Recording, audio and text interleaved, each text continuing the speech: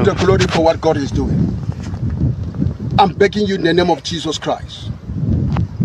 I've just received a provocable news that this grave, that 27 people are lying on this grave, and by God's grace we are going to build this grave. It's yet to be built because people are still mourning. People are still in trauma. So we allow people to subside in their pain, so that we come one day, we'll rebuild this monument. And the name of the people that have been destroyed, killed, together with children, we all label it out as that of Dogona Hawa. My fellow brothers, as I'm here, people were crying. Why should Sheikh Gumi open his mouth and say it was an empty corpse? All Nigerian lawyers, I'm begging you in the name of Jesus Christ, those that have the heart of Christ, the Son, we are going to sue Sheikh Gumi, and this place, they are going to guide it. I've told the security, the youths, all the youths, make sure you guide it, because Fulani terrorists are still coming back to come and remove the corpse. Yes, so that to prove to their sheikh that it was an empty corpse. So another one has been raised. All Birom youths should be on red alert. War is on ground already. Sheikh Gumi has said war. We are in pain, but he has more pain to us. 27 people are on the ground, and he's saying it's an empty cross. Director of SSS, the GOC, Chief of Staff, let me tell you, if all of you are not terrorists, you will all be present here. The youth, we are ever ready. We are going to dig the graves. World press camera should come to this place. We are ready to remove the corpse before the eyes of anybody. I will open the coffin one after the other. World press, send your press to this place.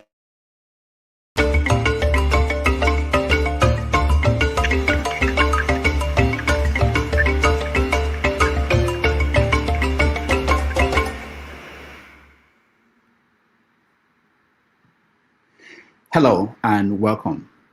My name is Rudolph Okonkwo. This is a special edition of 90 Minutes Africa. We're joining you live from New York City. Today, our guest is someone very special. He's Evangelist Ezekiel Dachoma. Dachoma is, most of you know him as one of the leading pastors advocating for Christians in the Middle Belt and all of northern Nigeria. He's been out there risking his life, trying to bring the plight of people of his community to the world. And he's joining us for a very somber conversation on the state of things in Plateau State and all of northern Nigeria. Please join me in welcoming to the show Evangelist Ezekiel Dachoma. Sir, welcome to the show.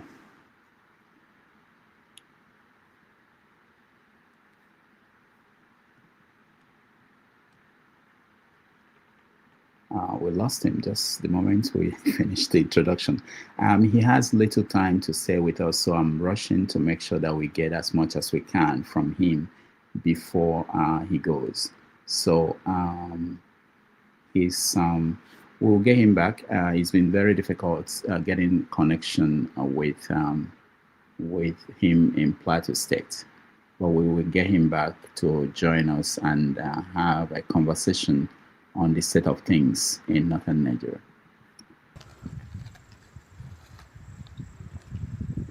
If my government is denying genocide, what will they say about this? United Nations, European Union,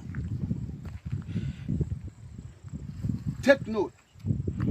This is the genocide of people that were killed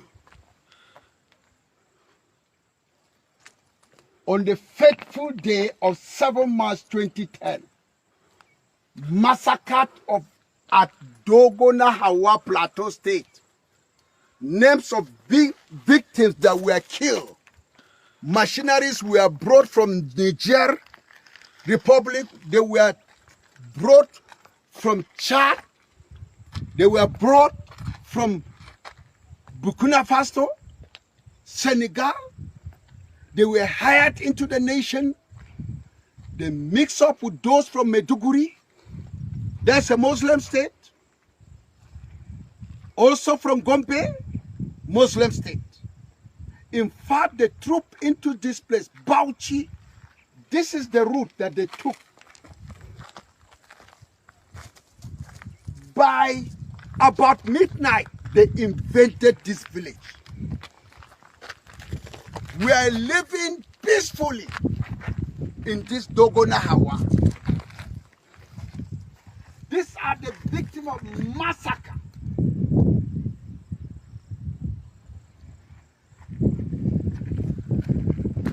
Davo Bitrus, Chuan Bitrus, John Nash Ren, Ngoisa Danjuma, all they are under the grave.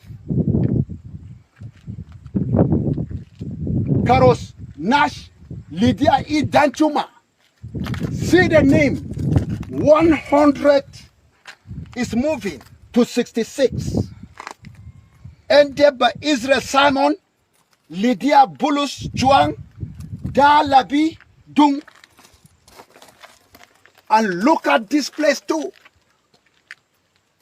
Da Dung, Da Gong Dung, Justina Gyang, Sani Pam, Victor Pam. To summarize, to go down to 126. Run up with Ungoti Tigwam. We move also to 127.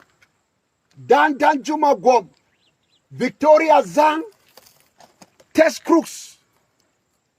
You have been looking for facts. Look at facts. To prove Nigerian government are biggest liar. If they taught them, they will say Muslims are also killed. By who?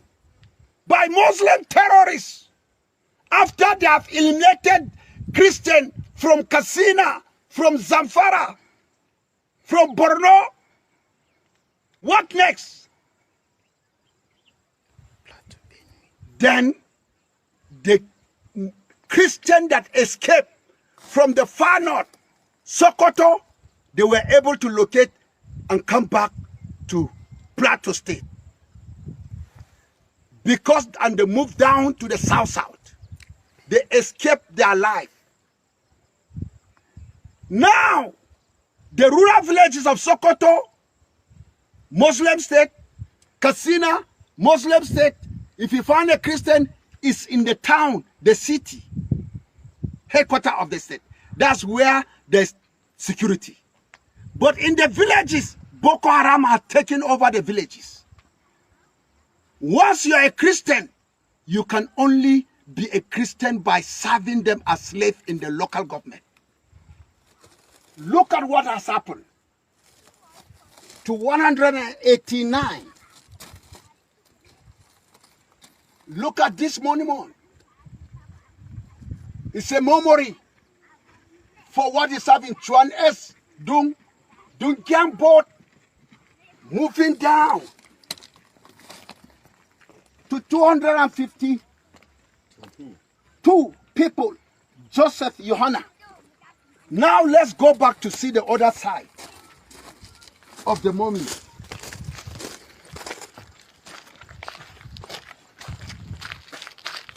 It continues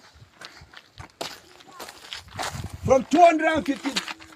Zongdungzi, Chuangdi, Jik, Da Gyang Pam Tang, Kumbo Gyang Tang.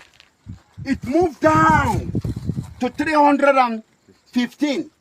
That is Nerat Jong. We move again to 316. Peace John, Ezekiel Palm, it moved down again to 378. That's Paula Joseph Nyam. Sure. It shift again from the top. Dadungyang, Wendavo. It moved down.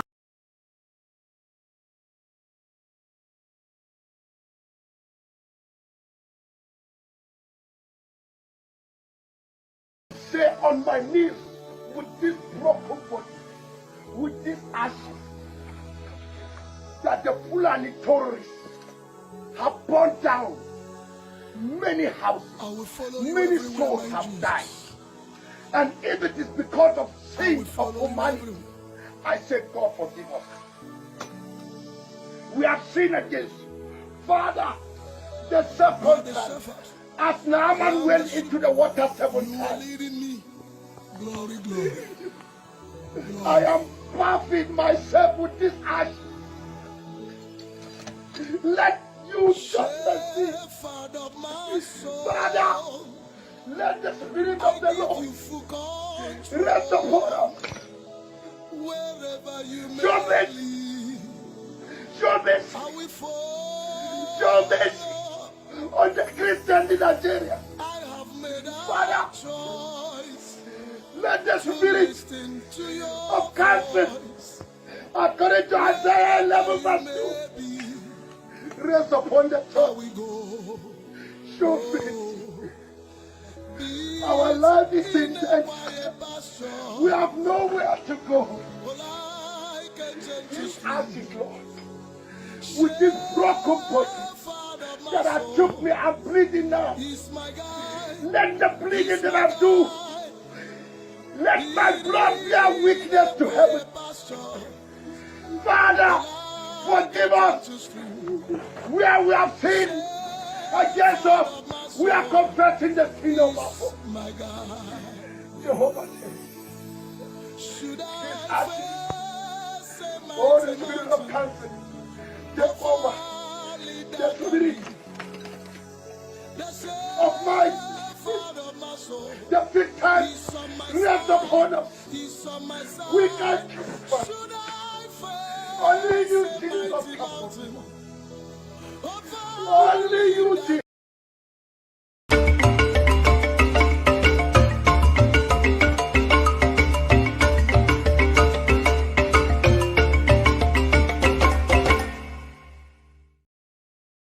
Be released upon the Christians.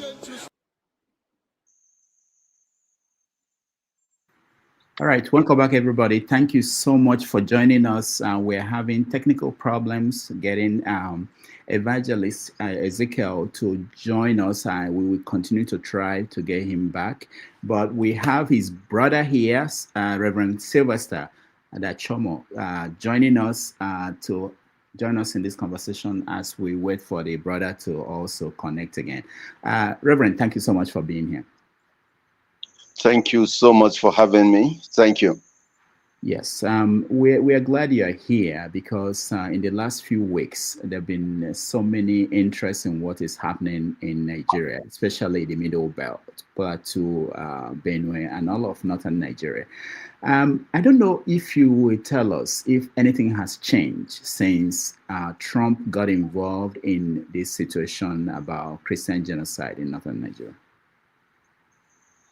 Thank you very much, and thank you once more for having me here.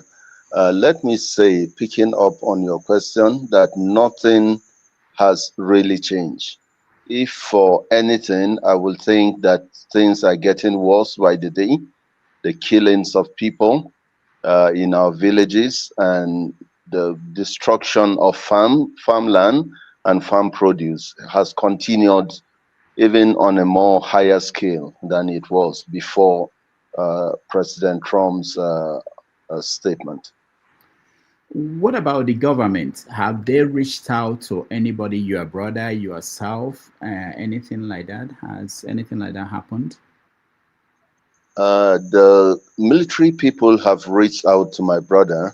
Last Sunday, the GOC in the military formation around here reached out to him. He was in his church to speak to him and to tell the people that they're on it.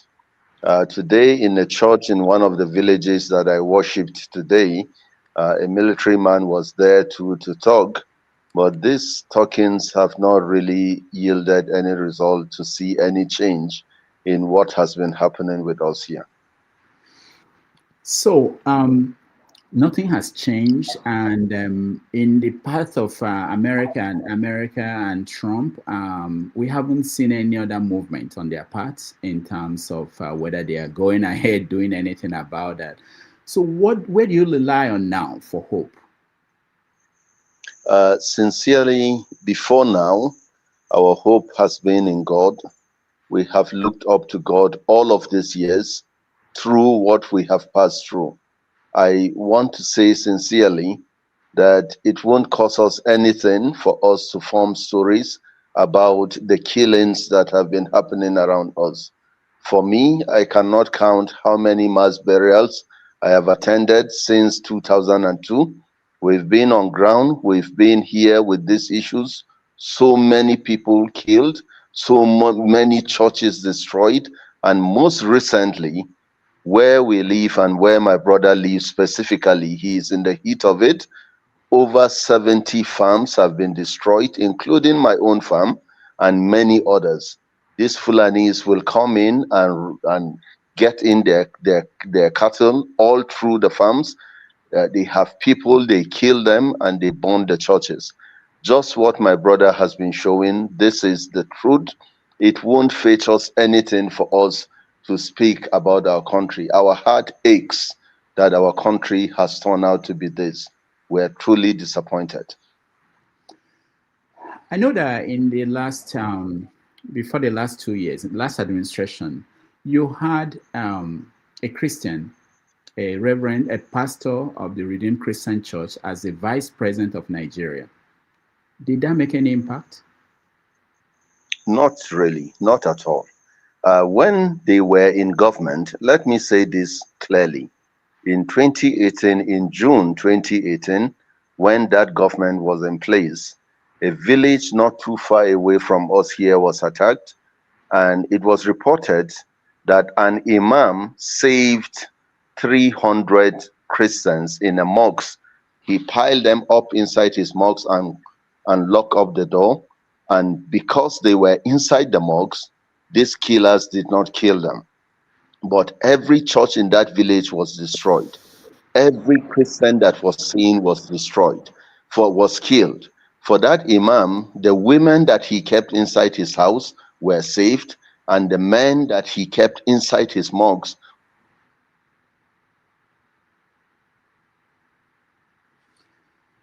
All right.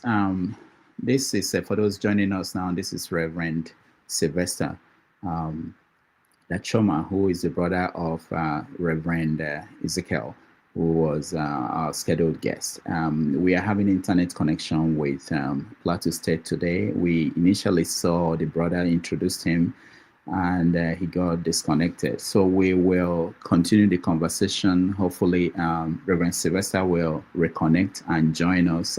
He's frozen at this moment.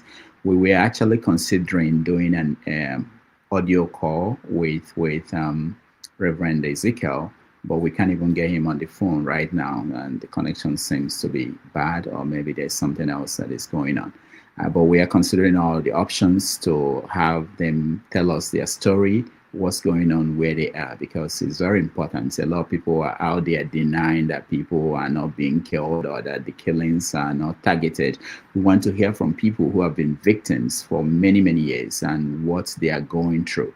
We'll connect again with them, and we will hear directly from them. That's, I think, is what is more important at this point than anything else.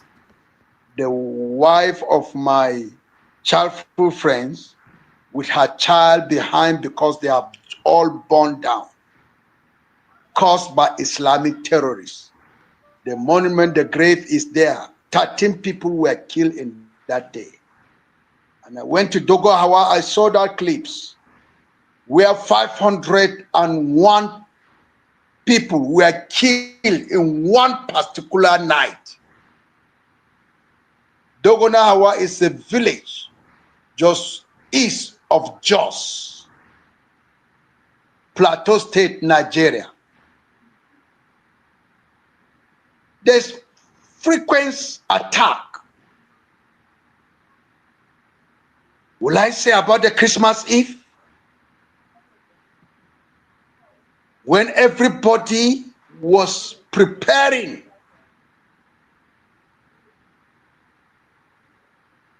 for Christmas Day on the Christmas Eve.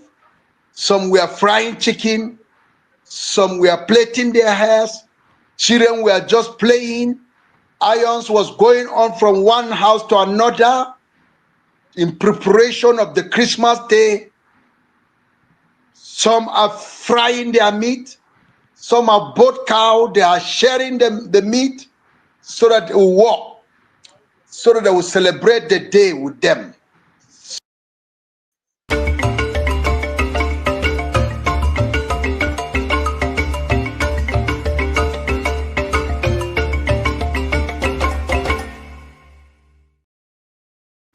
All right. Raise a voice.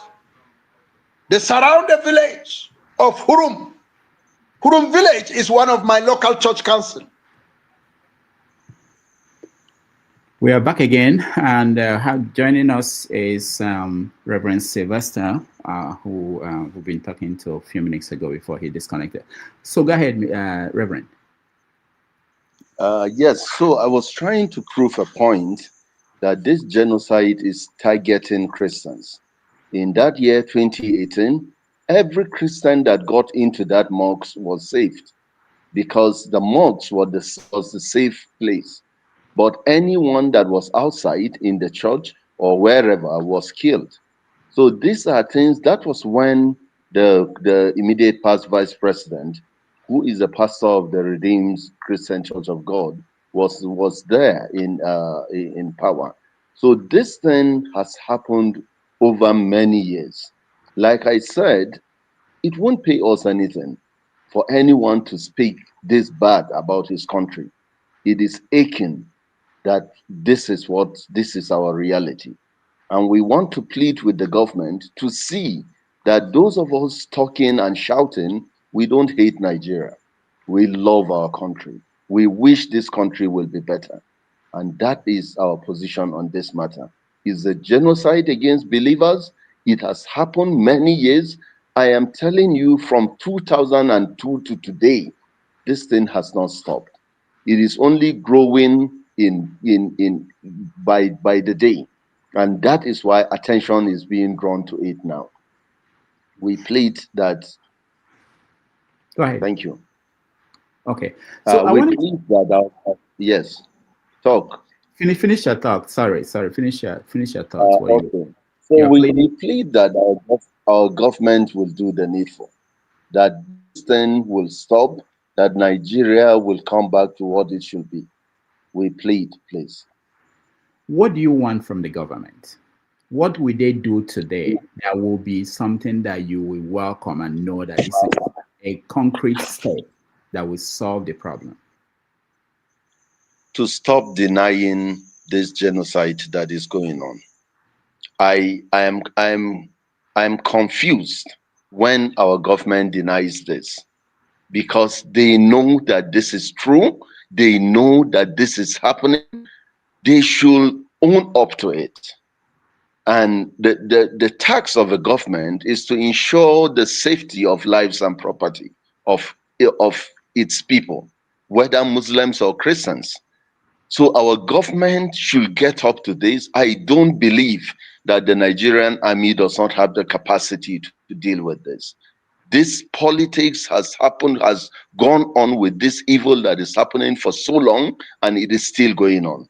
I plead with the present day government to own up to this evil and face it headlong. These people are not more than what the Nigerian military can deal with, if not for the politics that is played around it. The government is saying that, oh, it's not just Christians that are being killed, that Muslims are also being killed. What do you say to people who repeat that line? This is quite sad. To start with, every life is life. If they have owned up to the fact that Muslims are being killed, then they have owned up to the fact that others are also killed in it. But for us in Benue and Plateau State, these are places that are predominantly Christian. And this thing has remained here unabated for many years, is targeting the Christian population in the north to ensure that there are no Christians in northern Nigeria. We must say this headlong. This is our ancestral land. We don't have any land to run to. We cannot move to southern Nigeria and claim any inch of a land there because we are Christians. We are Christians, indigenous people of northern Nigeria, and we have the right to go on the religion that we have chosen for ourselves. We plead that the government should own up to this evil and do the needful. Thank you, Thank you. Thank you. So, your brother is left again.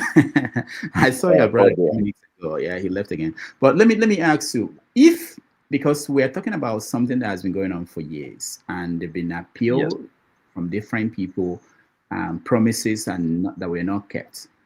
If nothing happens, what's the next option?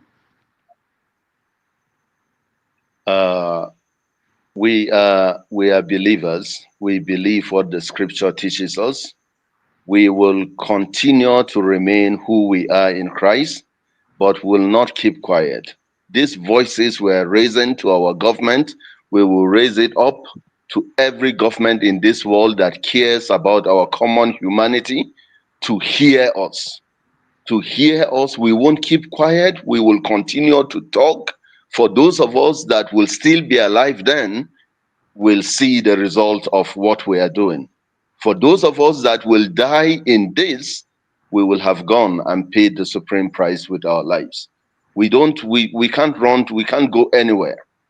We are raising our voices and shouting to the world.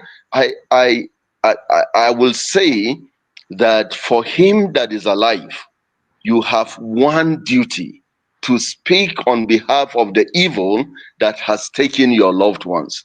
So many of us, there is none of us. Our younger brother was killed on the farm. His daughter lives with me. I see her every day, and I recall that my younger brother was killed on the farm by these same people. We live with it. We will continue to talk. Like I said, it won't pay any of us to paint our country this bad. We will continue to talk, and we plead with the world and God in heaven to hear us, to look at us, to come to our aid in this thing that has befallen us. Thank you. Thank you. In several interviews, your brother said over 300 communities have been taken over by these Fulani people who invade. Where did people go to when their communities are attacked and they had to run? People move to the urban area. Here in Jos, where we are, a lot of people have moved into the urban area, and the slums are getting bigger by the day, and the government or even the church is getting overwhelmed with internally displaced people. Some will move to their relations in the urban area. Some will move to uncompleted buildings in the city centers and just get into any building that there is a roof on it, whether there are doors or windows in it or not.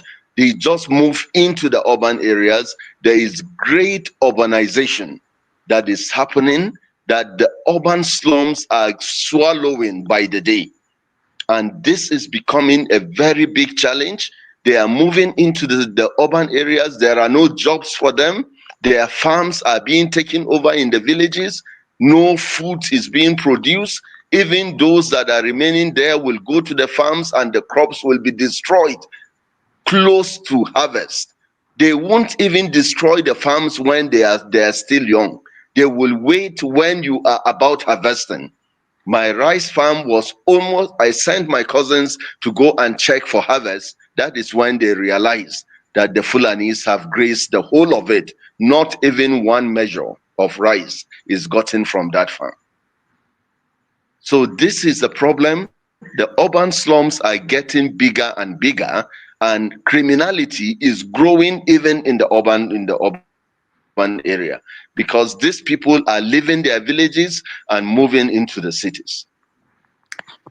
There was a question asked to your brother about support from other churches in Nigeria, because I don't think this is just a fight that one group in one part of the country can fight, but that it sounded as if he was not receiving support. What is the level of support you're getting from all the, especially the big churches all across the country? I sit on the same responsibility that my brother is. He is a regional head of our church around Barkin-Ladi, and I am also a regional head of our church here closer to the city center. Let me tell you sincerely, I am not aware of any support from any church from any part of this country. Our churches will usually collect offerings and support for the victims, and we do what we're able to do. My brother is at the heat of it.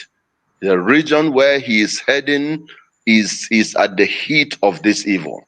And for some of us that are a little bit off the place, we will collect every offering, we will get food, we will get clothing to help these people that will leave the villages and move to the city center and give support that we can give. Now, but the churches in the south I'm not aware of any organized collections from other denominations, from other churches in the south of this country to help what is happening here in the north.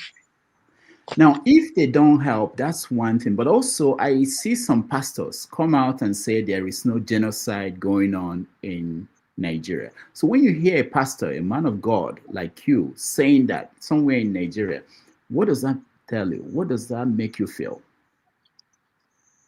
May God have mercy on them, because I don't think they are saying this out of ignorance. Anyone that lives in this country know that this is true. Like my brother will say, he moves to the villages. He moves to the graves, to the mass graves all over. I told you myself, I cannot count how many mass burials I have attended from 2002 to today. What will it take for anyone to lie? What will it take for us to make coffins, 27, 30 coffins with bodies in it, and somebody will sit down in this country and say this is a lie? May God judge them. May we get to that place where they will see with their eyes that this is happening in this country. This is not fair for anyone in Nigeria to say that this genocide is not taking place.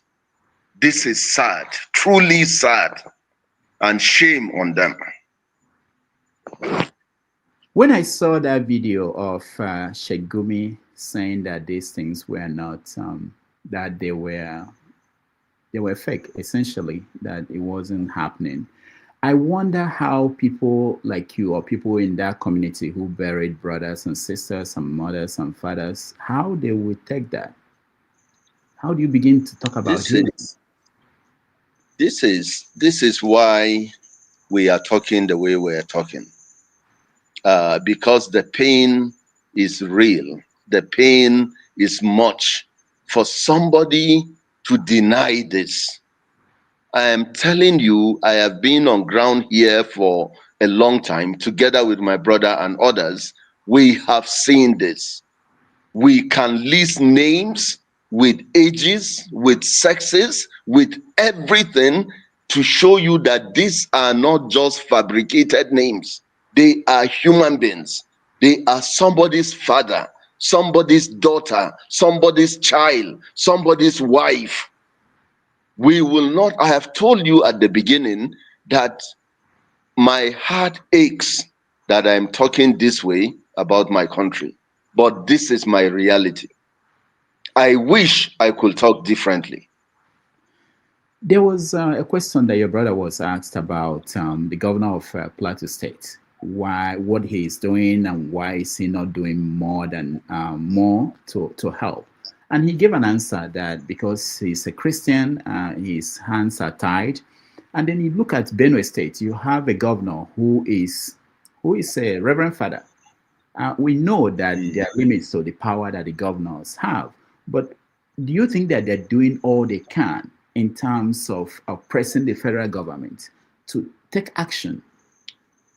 What do you think? The reality of this is that these governors have a limit to what they can do. By the constitution of this country, the military, the president is the commander in chief. Even the Nigerian police is not under any governor. These governors have their limits. They have their frustrations on what is happening. Some of these governors, if not on camera, I'm sure they turn away their faces and they also wept. They also cry over what is happening to their people. I want to say, I want us to get to a place where a governor will not mind about being politically correct, where a governor will not mind about keeping his seat, to shout on the rooftop and say, this is happening, this is enough, even if it will cost him the seat of the governor. I pray that we get to that time, that these people will not mind what will happen to them. For some of us, what we are saying and giving these interviews have already set us on the other side of being politically correct or whatever, but we don't mind. At this age, we care about what happens to our children and to our grandchildren. May God help us. Thank you so much. Your brother said that there are young men and their fathers are up at night to guard communities now.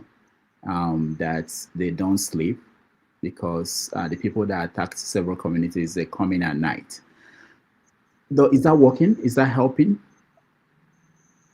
Yeah, for as little as it will, there is a village that was attacked in Bokos, a few kilometers away from here. One of the young men I spoke to said they were out at night to defend the community. Children and women were in the houses. But when these people came with a higher power than whatever they can do to defend the village, they also ran away. So it was the women and the children that were killed in the houses. So they will do whatever they can. If it gets to a point where they are being overpowered, they will run away, and whoever is in the houses will be killed, and that is it. But that shouldn't be our story, because we have a government in this country, and we cannot be seen to be defending ourselves as if there is no government in this country. There is a government, that there are people that are supposed to be doing these things we are talking about. Let me play a little video and get your reaction to that. This is Theophilus Danjuma, former.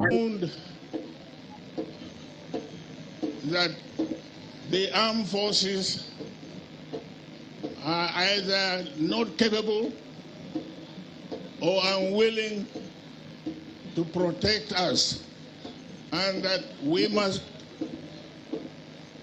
defend ourselves.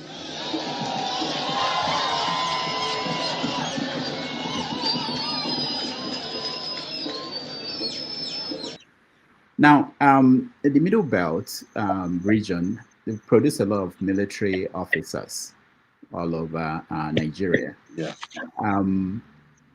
What is the thinking around? I know you are not part of it. You are a man of God. Around the role of the military, and especially officers from that region. How do they take what's going on, seeing devastation across their region?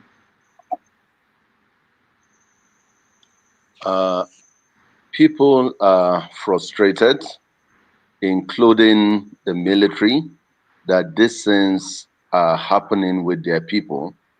I don't know, like you rightly said, I am not there. I am not a military personnel. But if somebody like Theophilus Danjuma will talk just the way he has spoken, then you know that the things are more bad than any of us have known. This is a retired general, a well-respected elder in the North.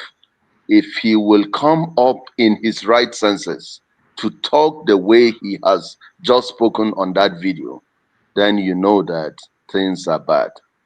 I don't know what the military are doing, especially those from the Middle Belt.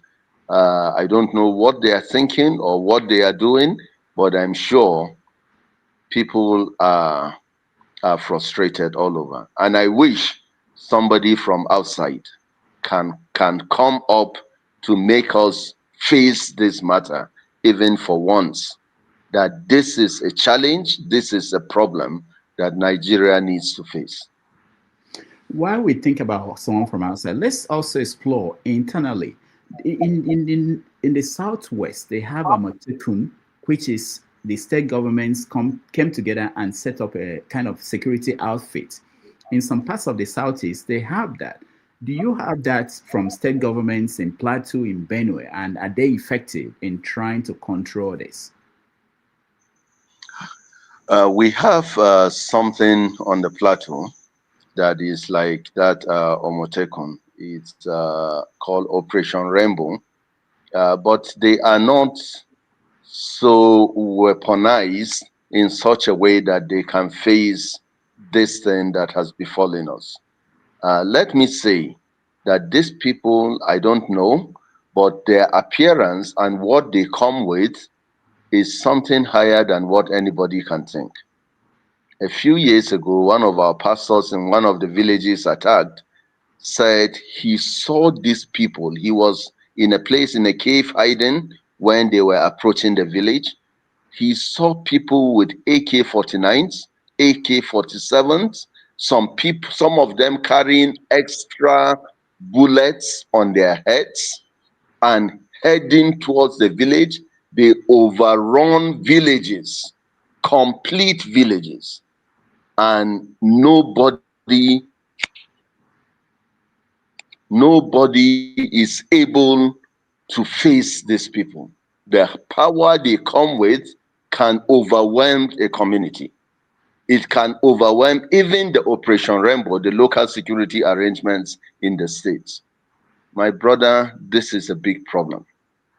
This is an issue that we plead, whether internally or externally, that this problem should be faced. We don't want Nigeria to go that way. This country is too big to be allowed to go that way, because no country in West Africa can take displaced people and still remain intact. If it happens in Nigeria, the whole of West African sub-region will be subdued, will have serious humanitarian challenge. I plead with our leaders, I plead with whoever, people of right conscience, to face this matter and be sure that this country doesn't go that way. When you talked about external help, people from outside of Nigeria, I'm sure you are referring to Donald Trump as an example, President of the United States, and his plea to come in and help. What is the nature, if being that you are there, what is the nature, if you are, I know you're not a military guy, but what do you want to see? What do you want? You want occupation force to come and protect the people of the Middle Belt from them? What kind of intervention are you looking at as a civilian that you think will be effective? That these people are dealt with. These are not angels. These are not invisible people. These are people that come across our borders. They get into communities. They overrun villages. We want the military. We don't have weapons. We don't have what it takes to face these people. As a civilian, I understand that I have a government that should protect my life, and the military is subjected to do that. Why are they not doing it? Why are they not doing it? Why are we so helpless that people are coming, they will come and kill 7, kill 10, kill 20, we go to bury them, and we wait for the next set of people that will be killed to go and conduct burials? We don't have what it takes. That is the helplessness that you see on our faces. We don't know what to do. These people are experts in killing, and they are doing it. I met someone here in New York who is an American and heard about what's going on in Nigeria. So he asked me, why are they killing Christians in Nigeria? And what can they do? If you're talking to someone like that, what will you say? What can they do? What can people of goodwill across the world who are beginning to hear what is happening to your people, what can they do? Let me start by answering why they are killing Christians. This is a religious thing. People don't want to admit this truth. People will say it's fighting for scarce resources. People will say it's politics. No, it's economic issues. But let me say sincerely, these people come and they shout Allahu Akbar and kill people, including animals. These people come and they do what they do. What inspired these people are beliefs in what the sacred books of a religion has told them. When you die in this, you go to paradise. When you do this, you are rewarded somewhere in paradise. This is religion. We plead with our opponents who are leaders in that other religion to interpret their scriptures well, to look at their books, to look at their sacred texts and see what does a Quranic text means in 7th century Arabia. How do you interpret it in 21st century Nigeria? We want this kind of radicalization that religion is being used to push it to stop. Our opponents in the other religion should take up this. All people of goodwill should do this. That is why they are killing us. And let me say, what will people do? We want people to speak out. We want people to help. If it's subjecting the Nigerian government to face this reality is what we need to do, let the powers that be do this. Let them get our government. Let them ensure that we take this. This doesn't happen anywhere. In places where this has happened, we've seen the results. Countries have been brought to their knees. Is that what we want about our country? Why are we denying this? Why are we saying no to what is evident? You can see it. You mentioned, thank you so much. You mentioned something that reminded me of a headline that is in today's newspaper. You mentioned that they should maybe reinterpret what's in the book. This is a headline in today's People's Gazette. Despite Trump's anger over Christian genocide, Tinubu's government welcomes Saudi cleric who preaches killing, enslavement of non-Muslims worldwide. Are you familiar with this preacher? I'm not familiar with this man, but if this is true, then it's sad. It's truly sad.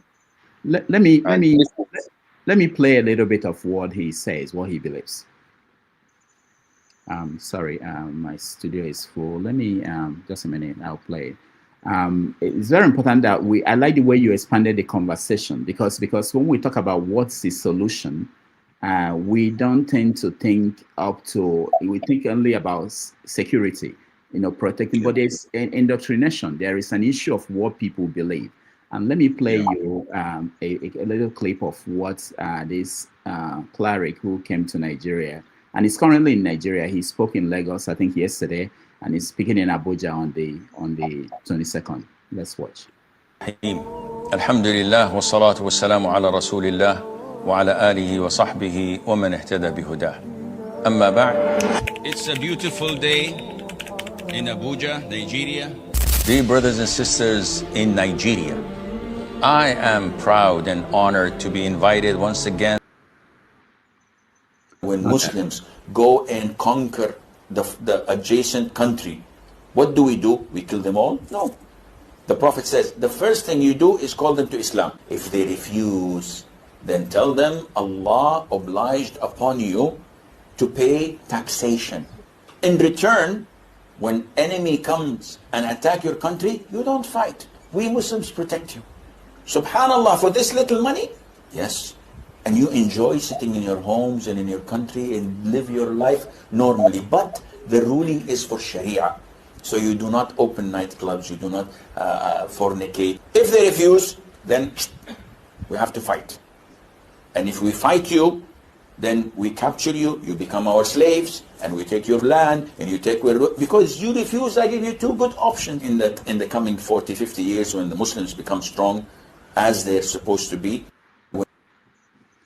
All right, so this is the ideology that he goes about preaching. And so when you hear that someone like this is in the country going around preaching, what does that mean? That you are seeing the outcome of such ideology? What does that make you think and feel? This is truly sad, but this is our reality, because I have insisted that what is driving this genocide is religion. I have insisted, and this is just confirming it. This is the ideology that is driving this genocide. And it is sad if this country will still open its doors for people like that to come in already with what we have at hand. This is sad. And I don't know, but this is our reality now. I know you don't have a lot of time to spend with us. You have to go, I understand. But let me ask one more question, because I read somewhere where someone was analyzing the coming of Europeans to Africa. And they said that without Europeans coming, if they had not come, that there would have been a movement that Islam already came in. It will have gone all the way to the south, all the way to the south.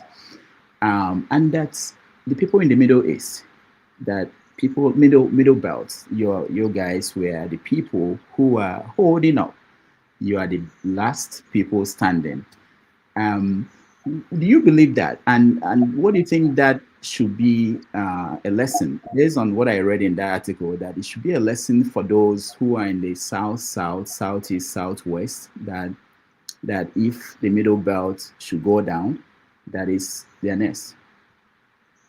You believe I believe that history.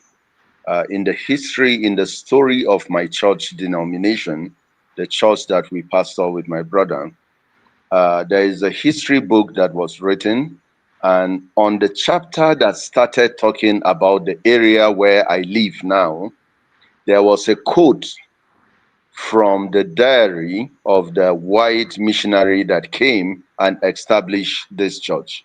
He came in 1904 and established the church, but moved from southwards to my place by 1906, 07, he was there. And in his diary, he wrote that my caravans have reached the hills of the plateau. I met the inhabitants very strong in their cactus enclaves, and the Muslim jihadis are able to make nothing of them. This is it. The coming of the missionaries, they came when these people were still holding forth. That is why we don't have an emir in Jos. If they will have overrun Jos Plateau, we will have had an emir here in Jos. But these people held on to it. And let me say, for our brothers in the south, if this is able to overrun Jos and the Middle Belt, I don't know what happens of the South.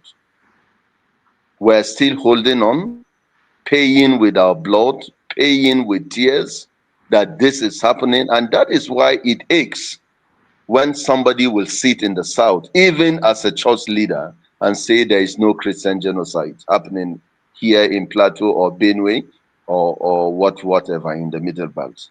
It is sad because these people are paying the supreme price with their blood. Just as our forefathers paid, we're still paying it. This is sad. Reverend Sylvester, thank you so much for joining us. We appreciate you, and hopefully you will make time and join us again at a different time so that we can have interaction with our viewers. There are a lot of viewers who would like to interact with you, but we don't have time. I know you have a meeting that you have to attend. Thank you so much. Yes, thank you so much, brother. In terms of reaching you or your organization, because some people are saying, where could they reach you, or where could they reach your organization to help, whatever help they want to? Can you say anywhere? I mean, I don't know if you have any organization that people might reach if they want to help, and how they will do that. The church is the Church of Christ in Nations. We're here based in Jos and Plateau and some other parts of the country. Whatever help they can give, they can reach out to us. We will give ways in which these helps can come in. Okay. And we appreciate it. All right. Thank you so much for making our time to be with us, and say greet to your brother, and hopefully we will reconnect with him, and one other day he will join us, and we want to hear from him. Thank you so much, brother. You have a good day. All right. Thank you. All right. Yeah, bye-bye. Bye. We'll take a break. When we come back, we will analyze our conversation.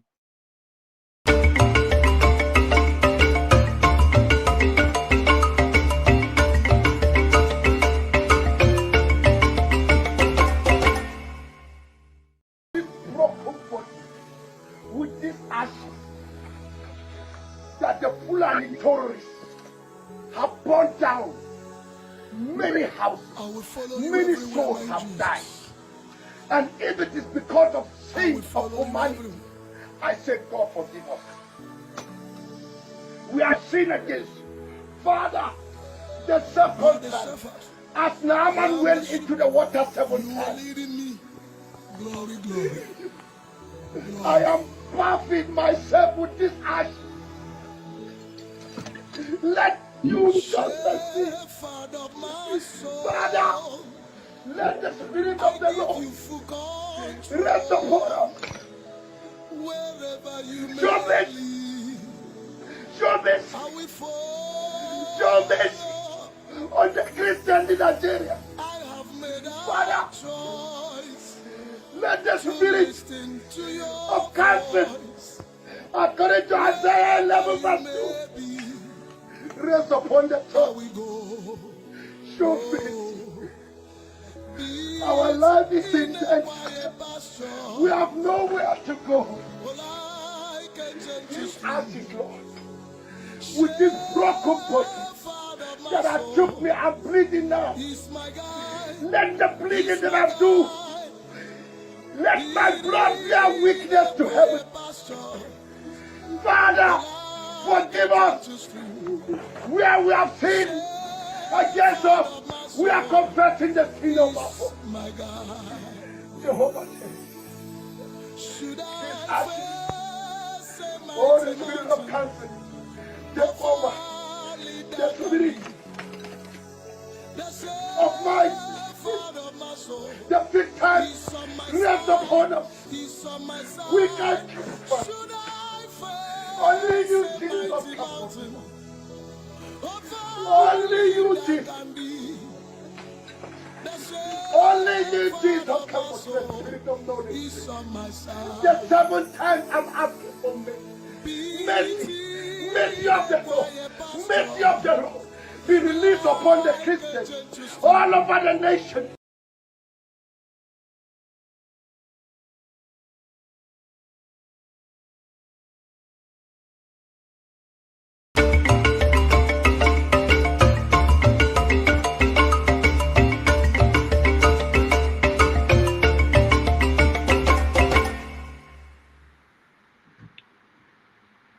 right. Welcome back, everybody. Thank you so much for staying with us. I have to apologize. Our guest was not able to connect. He joined twice or three times, but the line was not very good. But I hope we're able to get a glimpse of what's going on from the brother who is Reverend Sylvester. So, thank you, everybody. KJ, welcome. Mr. James, welcome. And Ernest, welcome. For those who want to join us, I will share the link on how to join the conversation. Let's start with you, Mr. James. You were here from the beginning. Go ahead. Thank you very much. I commend you for your effort. I'm sure you can hear me. Yeah, we can hear you. Good. I've been thinking of this moment for some time now, since you made it known that we interviewed Evangelist Ezekiel. There's something I would have loved to draw his attention to if he had come, or probably is listening to me right now. Within the Christian community in northern Nigeria, we have modes. That is, those, what's it called, fake repentant terrorists, let me call them that way, pretending to be Christians who are in their midst, supplying information about them to people outside, just as it is in the military, when repentant terrorists thwarting the effort of the military. In the Christian community, they have modes in their midst, which they should look out for as quickly as possible. And the second point I want to make is, the government of Bola Tinubu is busy, should I say, in quotes, killing innocent terrorists. Why do I call them innocent terrorists? What they should go after are the sponsors of terrorism. Not this, these boys are just illiterate. Should I say, good for nothing, in quotes, having no hope for the future. Killing thousands or millions of them means nothing as long as the sponsors of terrorism are still in our midst. If the government is serious, they should go after the sponsors of, after their sponsors. The list United Arab Emirates brought, nothing has been said about that. Not long ago, I was listening to, what's his name, Bolaji Akinyemi, being interviewed by Hussein Rufai. And what he said was repeated long ago by one Dennis Amakere. And this is it. When the Chibok girls were abducted and carried away, the U.S. military officials came to Nigeria to assist in rescuing these girls.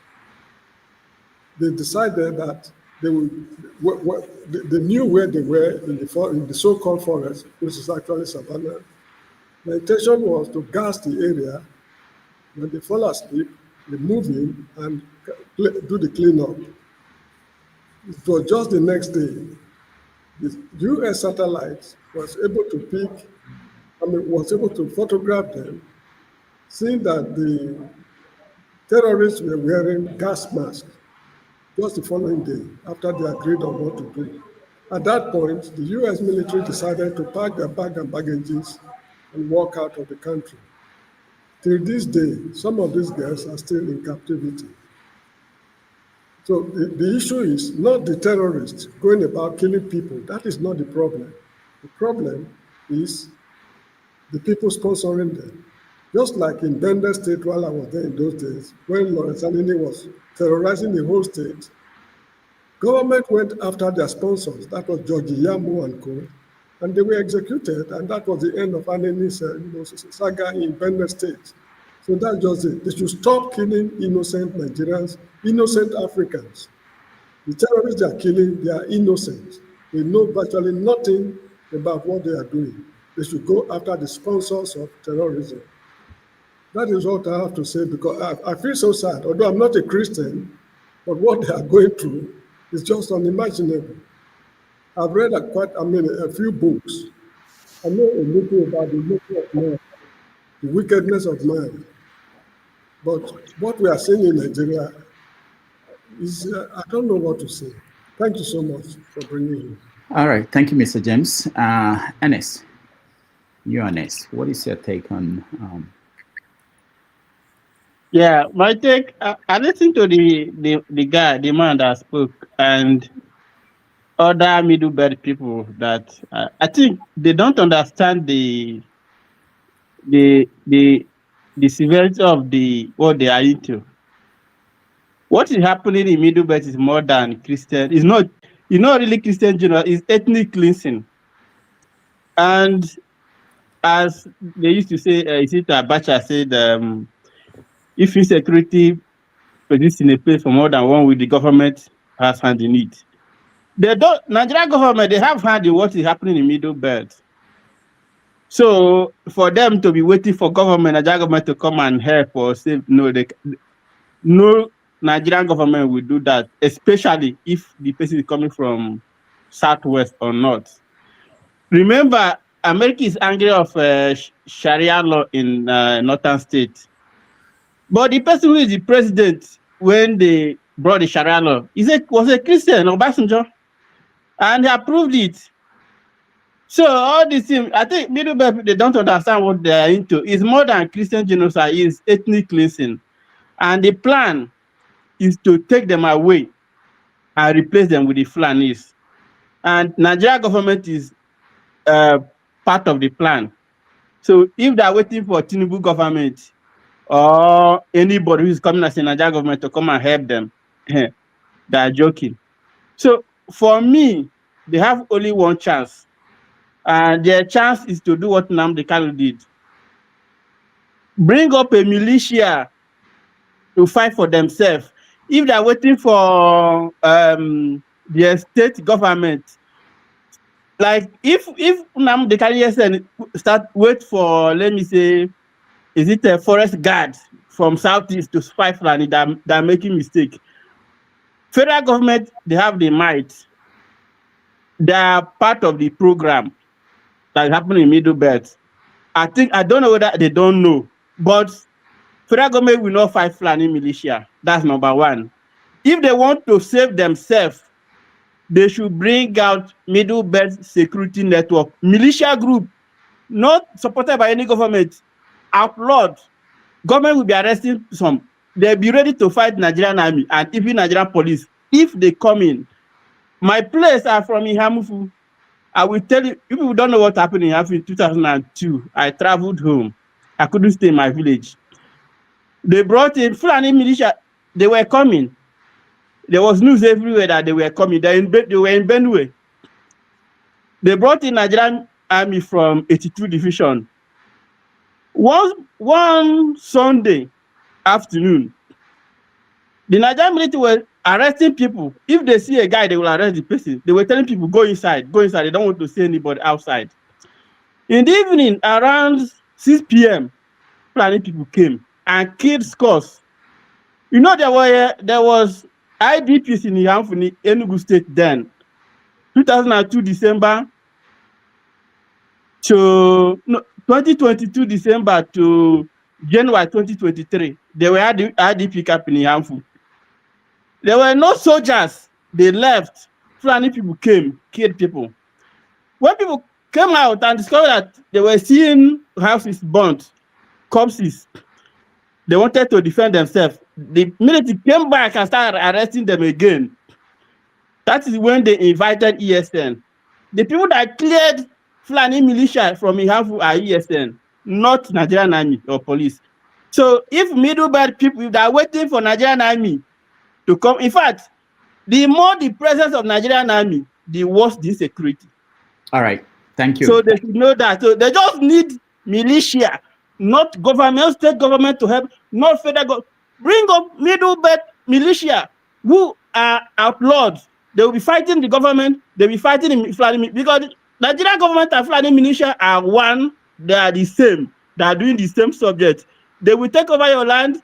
Government is not going to do anything. In fact, what you are seeing now is PR by Nigerian government to shield the Fulani militia and the terrorists. So if I listen to all these middle belt people talking, even this pastor, they are wasting that. They will kill all of them. Nothing will happen. All right. Thank you so Okay. much. Yeah. Ernest. Let's get other voice in. And Ginger Media, welcome to the show. What happened? All right. Ginger Media is out. So let's hear from KJ. KJ, welcome to the show. Let me just let people know that this guest came courtesy of KJ. KJ did the work. Sometimes you guys don't know what it takes to negotiate and bring these people in. So KJ did that. Hold on, KJ. I think the media is back. Let me. All right, KJ, go ahead.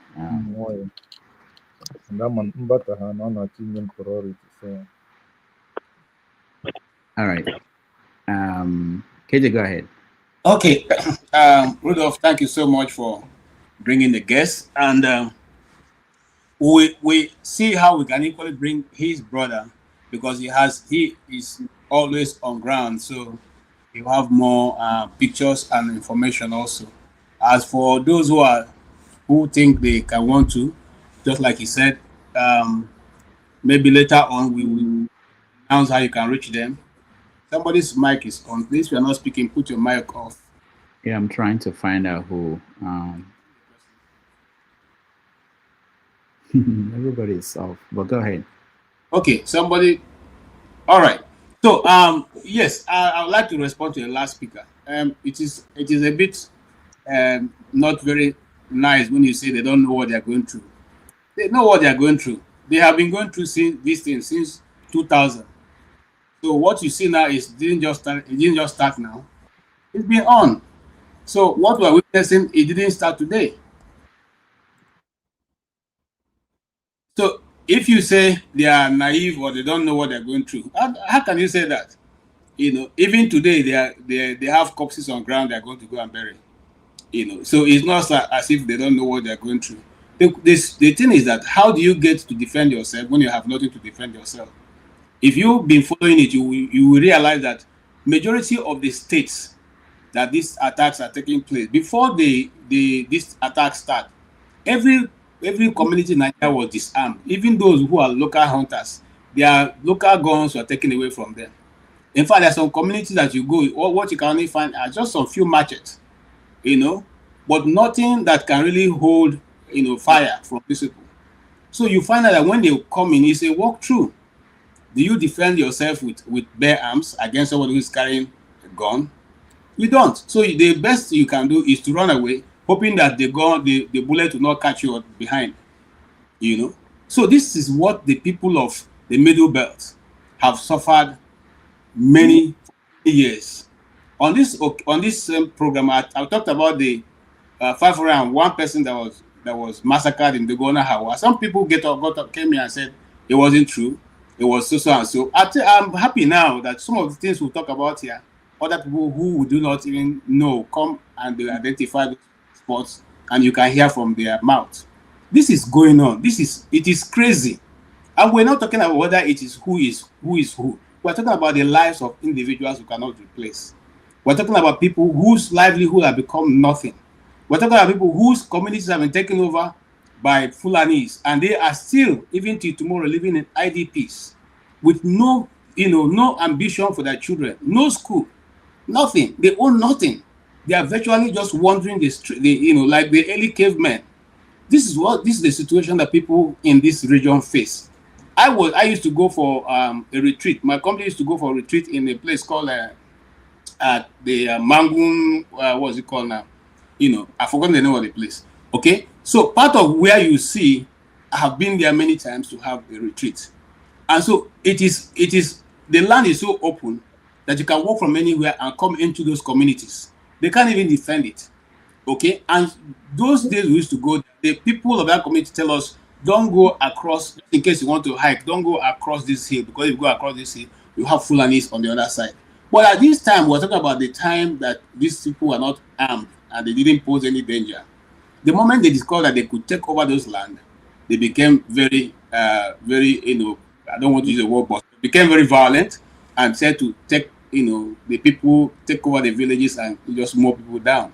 And so when some people come and they're making, this is not politics, for crying out loud. Please keep your political comments to yourself. This is not politics. This involves the, see, let me tell you how bad this is. I mean, I hope I can paint a clear picture to you. Some generations of human beings, their DNA have been wiped off. They cannot recover because all the relatives and their father, their mother, all were killed in this process. Some of the men who are living, their children were all wiped off, and they are old. They can no longer have children. Some of them, their parents, their fathers were killed, and only their mother left, wandering around. They don't have children. They cannot have children again. Some of them, it's their parents that are killed, and the children are just the ones left. They don't have relatives. All their relatives are gone. So they have to now find organizations like Stephanus or Imor Gebel's organization to adapt them. Okay, that's the only way they can make make life meaningful again. So when we're talking about this, it's not a question of, and look, these people don't go there, even for those who say it's not only the Christian communities that are being striked. Yes, but the few communities that are striked are those who do not agree with the ideology of the Islamization of the country, Nigeria. And when the people who adopt people come, they don't only adapt people who are Christians, they also adapt those Muslims whose parents, unfortunately, were also killed. And they don't ask them to change their religion. They adapt them, bring them to homes and take care of them and allow them also to practice. So we are talking about how to help ourselves. And just like he said, where will contain us if the government refuses to nip this thing into the bag? Okay, this is my last point. Now, since this thing started, you asked that question. What has happened? Nothing. But let me tell you what has happened. They have intensified effort. If they were doing it 3 a day before, they are doing 5, 6 now a day. Okay? They've intensified effort. Just before this program started, I was trying to do a research, and I found out, I was reading a guy's post. He said, if you go and check all the pictures of Google where these people are carrying AK-47 have been taken down. So we're dealing with people who are who they've marshaled out what they wanted to do. On this same program, I said about a year ago, that the problem is that every outlet that speaks for Nigeria is being manned by a Fulani person. Go check. Every outlet, be it in the UN, be it in the African Union, go and check. So those are already blocked places where information cannot easily slip out. It is what they want, the narrative that the government want to paint, that they push out. And that's what they are going to say. If you listen to Nigerian media, it's almost like this does not even exist any longer. They're not discussing it. They've moved on. Okay? If not because of media like this and international media, that are speaking about this, it's almost like it's forgotten about. Okay? And it's not going to stop. And let me say something, finally. Those people who are saying it's not going on, if you're not a Christian, if you're a Christian and you are saying this, you know what? The breakfast will be served also to you and your family. It's going around. It will eventually get to a point where whether you agree or not, it will get your doorstep. And the same thing that's happening there will happen to all of us. It's everybody. Because they're not going to say, did you support it when it was going on? Okay, we'll leave you. No. If you are not going to be in that move, you will also go the way these other people are going. Thank you. All right, thank you, KJ. Our studio is full, and I will ask people to please, when you speak, I'll get you out so that other people will come in. Theophilus, I understand that you're a reverend pastor from that region. Welcome to the show. Unmute yourself, please. Yeah, thank you. Welcome. Okay, where do you live? Are you there or are you outside the country? I live in the Liverpool, UK. Okay. And yes, it's such a privilege not to come up on this very program. I come from Plateau State, from a place called Bokos Local Government. And it has been on the headlines in the past months. So much has happened. And we just keep on hearing, of the frustration that our people are inside. Some of the people who have been killed, I know them personally. And just like one of the guests made a comment before, if this hasn't come close to you, you will not appreciate the gravity of what is happening. But when you come to realize that these attackers come to your village or close to people you know, and that people are being killed, it becomes a reality. And whether people are in denial as to whether this is genocide or not, when you realize that this is sweeping from village to village, from community to community, it becomes a question that has not been addressed by our leaders. Reverend Ezekiel Dachoma, I know him personally because he was one of our leaders when we were still youths. So when I see the heart cry that he has towards what's going on, I can really appreciate the burden that he's carrying. And there are many others who are watching in frustration what is really going on. And it's almost like, when will this end? When will there be a tangible, lasting solution where lives and properties, will be saved? People are just living, in fear. You don't know where the next attack is going to come from. And I can just imagine the nightmare. My mom at present, has not been in the village for quite a while, because of how unsafe things are and because of her health challenge. And it was during the week, I saw a headline about a confiscation that was made by the law enforcement, of somebody, who was in custody of ammunition. And the person was saying that, these are reserved for terrorists. He called the name of my village, that the ammunition are reserved for terrorists from my village. When I read that and when I heard that, I was alarmed that these people can designate where they want to move to next and prepare whatever mayhem they have. And there is a lot of debate and discourse as to whether America has good intention or no intention. I've been hearing people talking about, whether maybe they're coming because of oil and all of that. And people have not made that very comment when lives have been lost. And I begin to wonder, are we quantifying the souls of people who are being killed and destroyed to the resources that we are still debating whether America is coming for those resources or not? And it is my prayer, as a pastor, because I get calls, I get messages concerning what is happening. It is my prayer, and I believe, our own prayer collectively, that something will happen sooner than later. Because the scale at which this is happening and things are going on, we cannot just sit back and keep on watching and listening to what is happening. And our brothers from the South, we want to talk to our brothers from the South that they should realize that what is happening in the North can happen anywhere. As long as the line, of defense is broken, we cannot tell what's going to happen. But we are praying and trusting God that salvation will come sooner than later. And this issue will be addressed and be dealt with. Thank you so much, Rudolph, for giving me this opportunity. Thank you, Reverend Theophilus. If you can hang around, I would like to come back to you, but I want to give everybody a chance to weigh in at least at the beginning, and then we'll come back. Thank you. All right, Ginger Media. While you speak, I think our main guest, I just saw our main guest coming in again. So let me see if I can get him in, and maybe he will say a few things, but we will most likely reschedule. But I would like him, if he's here, to say something. Just hold on, Ginger. Let me just see. Oh no, he's okay. Yeah, he's here. All right, let's see.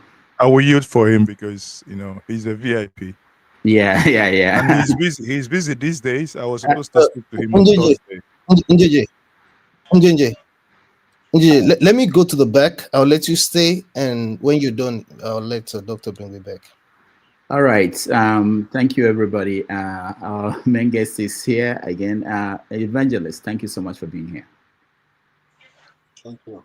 God bless you. Yeah, we spoke to your brother, and he gave us his perspective. And one of the questions that we all had following all the interviews we've been having recently is to find out if something has changed. Is there any impact either from the government or from outside of the country to the situation? What has changed? In fact, the truth is that, sorry, I lost, I don't have, my data has finished. So somebody had to send data to me Okay. before I return back. Okay. So what I'm saying is that the government is trying her best, but the Islamic terrorists have a hand in the government. Whatever good decision the government brought, they attack it. They watered it down. As I'm talking to you, I was just coming from the farm. That's why I'm tired. The Fulani herdsmen placed their cows throughout the night, destroy over 7 farms. The community called me. I have to rush to the place. I saw the damage. It's on my Facebook. Because they are chanting before Trump will come, they will deal with us. And we, on our side, we must do everything within our power to defend ourselves, to defend the old ones, the children, in which we have a right of defense in this country. Christians are just sleeping. But with what has happened, we are awakening. And by God's grace, even the president of Khan explained he wasn't the one that made that statement, that there is no genocide. And the people that did it, they have to go back to social media and ask for forgiveness. And we are having a meeting of all Christian Association of Nigeria on Tuesday. And I'll be there. Because what is happening, my leaders must speak. Because if we don't speak, we have not seen trouble yet. And these people are bent to destroy. They have no sympathy. I was just quarreling with one of the army that I should never take my case to the social media. I say, who are you? Because That's you what have found that's us what they in. told you. Yes. I said, who are you? In those days that you people are stopping us not to go to social media, not to videotaping anything, have you stopped the crisis? No. But now we are crying out because we have no hope in our citizens in the state, in the nation. We cry out, help can come from anywhere. When somebody, a float want to go with him, even if you give him a knife, he will grab it. So we have to grab it. We are calling that God should come down into Nigeria. And God has used Trump to pronounce the country a country of peculiar concern. It's the coming down of God.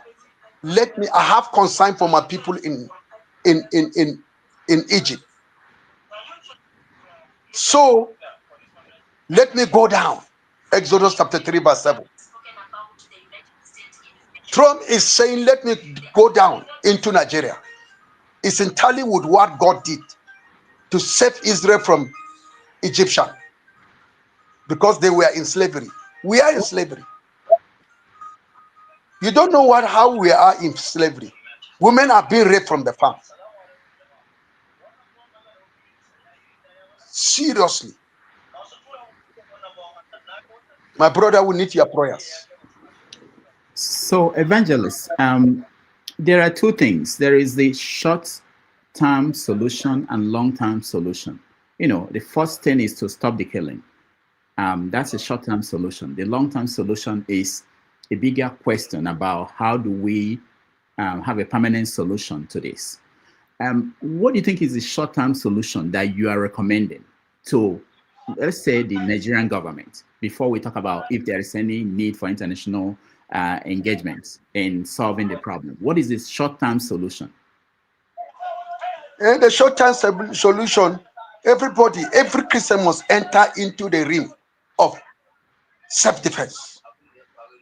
When the Muslim knows that we have self-defense, if they enter our village, we should never allow them to go out. Because normally they commit damage to us and run to their base, where we'll be left crying. But this time around, we have to follow the constitution of the nation. This is the short-term solution. If they hit this village and they see defense, they hit another village, then this thing will stop. Because the reason I have to tell you, repented Boko Haram has been absorbed into the government. So now, if they are coming to help, repented Boko Haram will give information. They will signal their brothers, the Fulani terrorists. It has just happened just about 2 weeks ago. The Fulani terrorists killed a soldier. Soldiers were angry for their colleagues was killed. But before they arrived the camp, the repentant Boko Haram among them have already signaled them. They have run onto the mountains. You can see them on mountains. And on that day, they meet two women that were going for burial. They killed them. I personally performed the burial. Go to my Facebook, you will see clearly. What of the issue that the Fulani terrorists came into the hospital and kidnapped two Christian girls and went and raped them that night in the bush. They left them at the mercy of God. The girls were scrolling, coming back to the hospital. I went there and I saw them. If you go to my Facebook, you will see it. I have to follow them, we pay the bill. They kidnap Christian and look for ransom. That's another way of jihad, to plunder us. My pastor's wife was kidnapped. We have to organize to pay the ransom.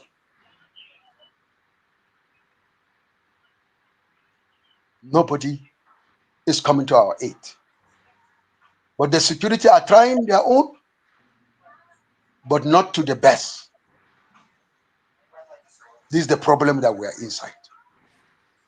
The best way we can solve this short solution is every Christian in Nigeria should go into self-defense.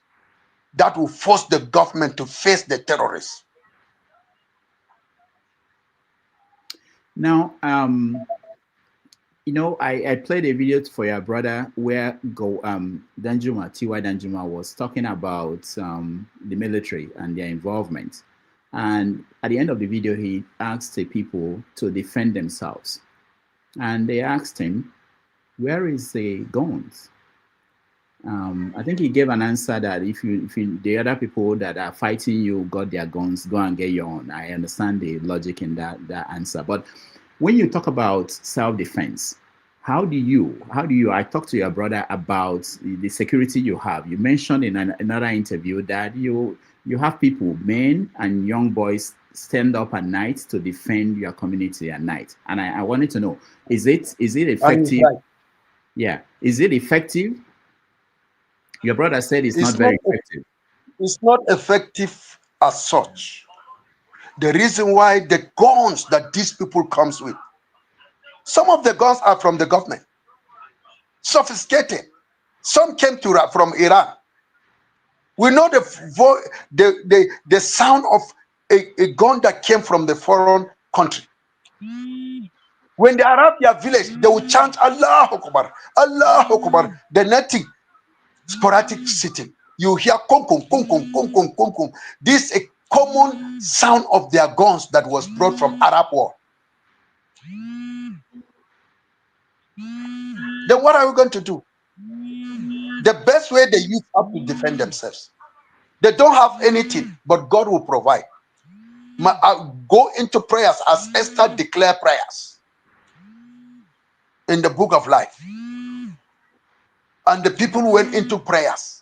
After prayers, they were preparing for the day that a lot was cast to kill the Jews. And that day they fought. And this is what we're inside. We are saying, even if you have sticks, God is going to hand over those that have strong guns to fall into our hands. The power of prayer. Nothing God cannot do. This is the short-term solution. What about the long term? I say that because go ahead. The long-term solution is this country should not be governed by Muslim ticket. The National Security Advisor, they have taken that position as their birthright, Muslim birthright. But when they remove, they put a Christian there, you hear Islam is wrecking as the chief of defense. Let us share the sensitive post. It's going to provide a long peaceful. But because they have agenda to clear Christian, to destroy Christian, those sensitive positions, they are there. Chief of staff is a Muslim. Even in the mosque, they can make their meeting.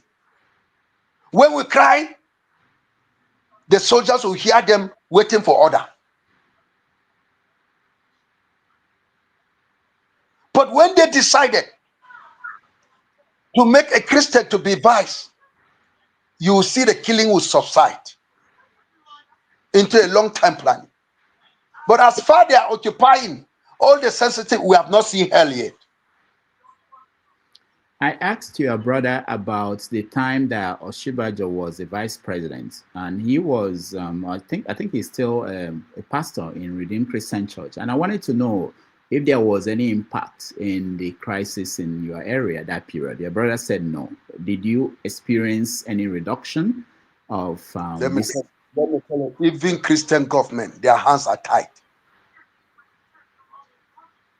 Even Oshibajo during his time, he was tied.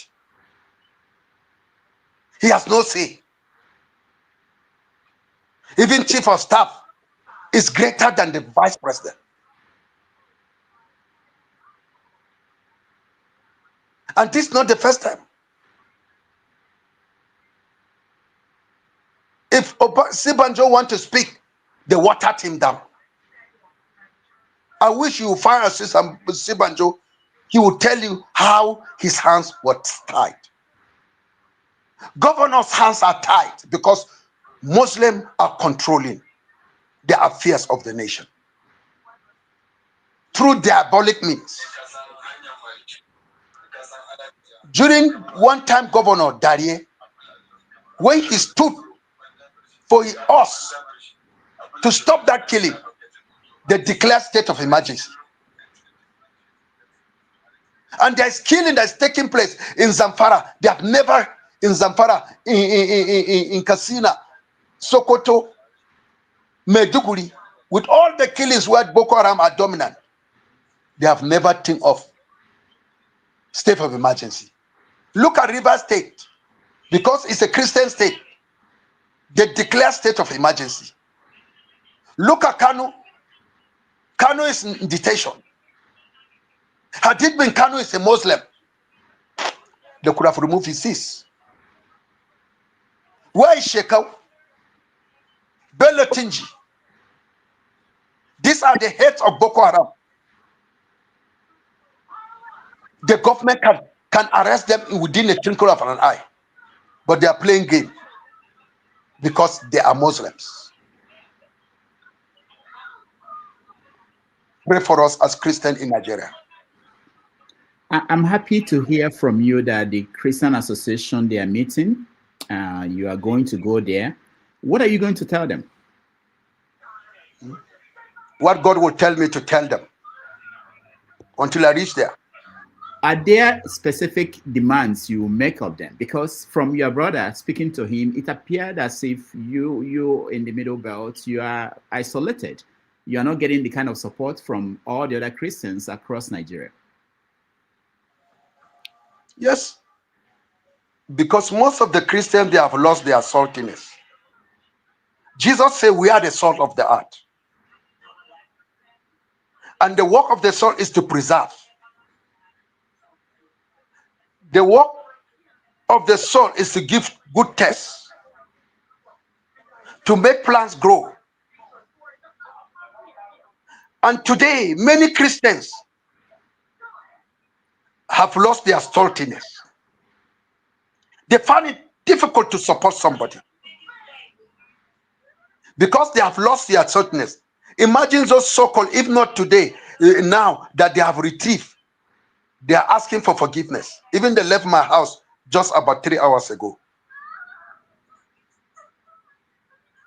They told me how regrettable they are. And this is what we are passing through. A salt that does not melt to touch other part of the pot is a dead salt. Many Christians are dead Christians. They cannot give good taste to others. But I thank God some Yoruba Christians are really responding. The Igbos are responding. And this is where I'm thinking of, let us be one all over Nigeria. By God's grace, I'll be stomping Yenugua, Bayelsa State, to tell them what we are passing through in the north. Because many of them didn't know. Because the media in Nigeria are downplaying what is happening to us. Hardly you will see them bring out. Look at the genocide of 500 people, 501 people per day in Gemburu, Dogonawa, in a particular night. And they are still saying there's no genocide because we are Christian. But I did mean it is Muslim, they will cry out. And let me tell you a background history. When Boko Haram were created to deal with good luck, their main creation, they are to kill the Christians. Around Kwaza area, in the typical villages, there's a village that they enter on Sunday. They lock the church and set gasoline inside. All the Christians were dead, including children. The media did not take, they didn't allow us to go there. If you go there, you are on committing suicide. They went to another village again. Another Sunday, they surround the church. They remove all the worshippers from the church. They separated male and female. They slaughtered the men and female with their swords, one after the other. They finished the male and select the girls for raping and the women that they like. It's a jihad movement. My brother, how many burial have I made? From one village to another, even on Christmas Eve. On Christmas Day, I was burying people. If you go to my Facebook, you get everything there. Live and direct. The question is this a sin for us to declare Jesus as our faith? Is it a mistake for us to declare and grab Jesus to be our soul? And this is what we are doing there. In the midst of persecution, we click on Jesus. And they are very angry if they see us walking into the church. The way they will see you walking into the church, you will tell them, you will see glaring from their faces. They are angry. But we don't do that to them. We love them. We care for them based on what the Bible says. But yet, they are not satisfied. You cannot farm your farm until you go to their place and farm for them. When you refuse to farm for them, they will allow you to farm your farm. Before you know it, they will come in the night and destroy it completely. And they will tell you, glaring, that since you didn't come and farm for me, I will see how you eat food. Evangelist, thank you so much. There are a lot of people who are here and they want to interact with you. They want to ask you questions. We have viewers from all over the world. To give you an opportunity to air your view more, and also if there are things that you feel that people can do to help you, I think it's time, or this time I will give you the chance to say that before we go to the questions and the comments. You know, someone said that the world is paying attention to Nigeria now. And this is the time for Nigerians to actually say things they want the world to know about their country. So if there's anything you want to say that you want the world to know, people watching, you can say it now before I go to questions, and I will ask the media to be the first. Go ahead. In fact, what I would say according to biblical standard, Jesus said, I was hungry, you didn't feed me. I was shelterless, you didn't give me shelter. And we ask, where, Lord, did we do that? He said, when the Christians are crying in Nigeria, what have you done?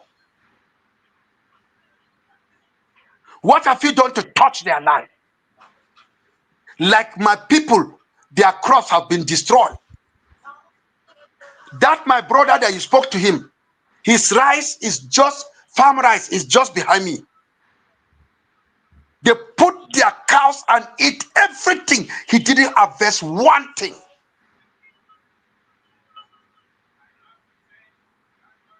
And what am I going to do? Now, I asked for people that their farm has been destroyed. Let me tell you, when I saw that they are over 1,000, and even the people have not heard that I am asking for this. I'm fixing a date that will help them with the little that we have, so that it will alleviate their own suffering. Because if not, they'll be in trouble towards Christmas and dry season. They'll become beggar, and that's what Islam wants us to be doing, begging them. In the process of begging them, they will not help you until they sleep with you as a woman. I've received many confessions that it's your hunger that make me to give myself to the Muslim in order to have something to feed my children. If there are Christians all over the world, God allowed this thing to happen to test your faith. If you claim that you are a good Christian, nothing will stop you to empty your account. Fetch part of it to support us in Nigeria. This is the time that God is watching to see who really have concern for us. Who put a smile on our faces. Many houses, I wish to show you. Many houses have been burned. I have the papers here. I have the album here. Born, you will see me in those performing mass burial. And this is what we are inside. Now we are going to support women that their husband has been killed. When I invited women that their husband has been killed, let me tell you, it's over 2,000. I have to ask the local pastors to select at least five.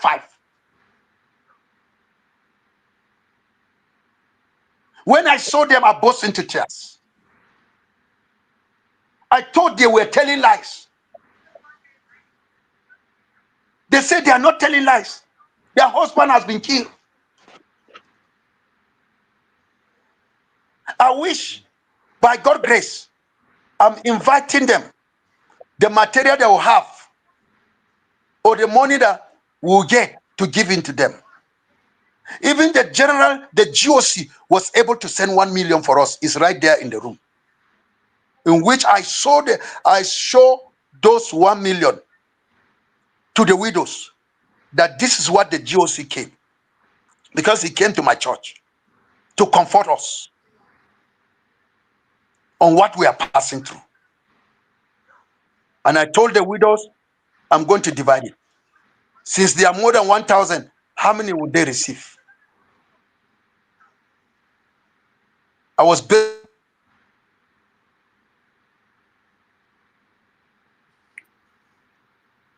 Rudolph, Yeah.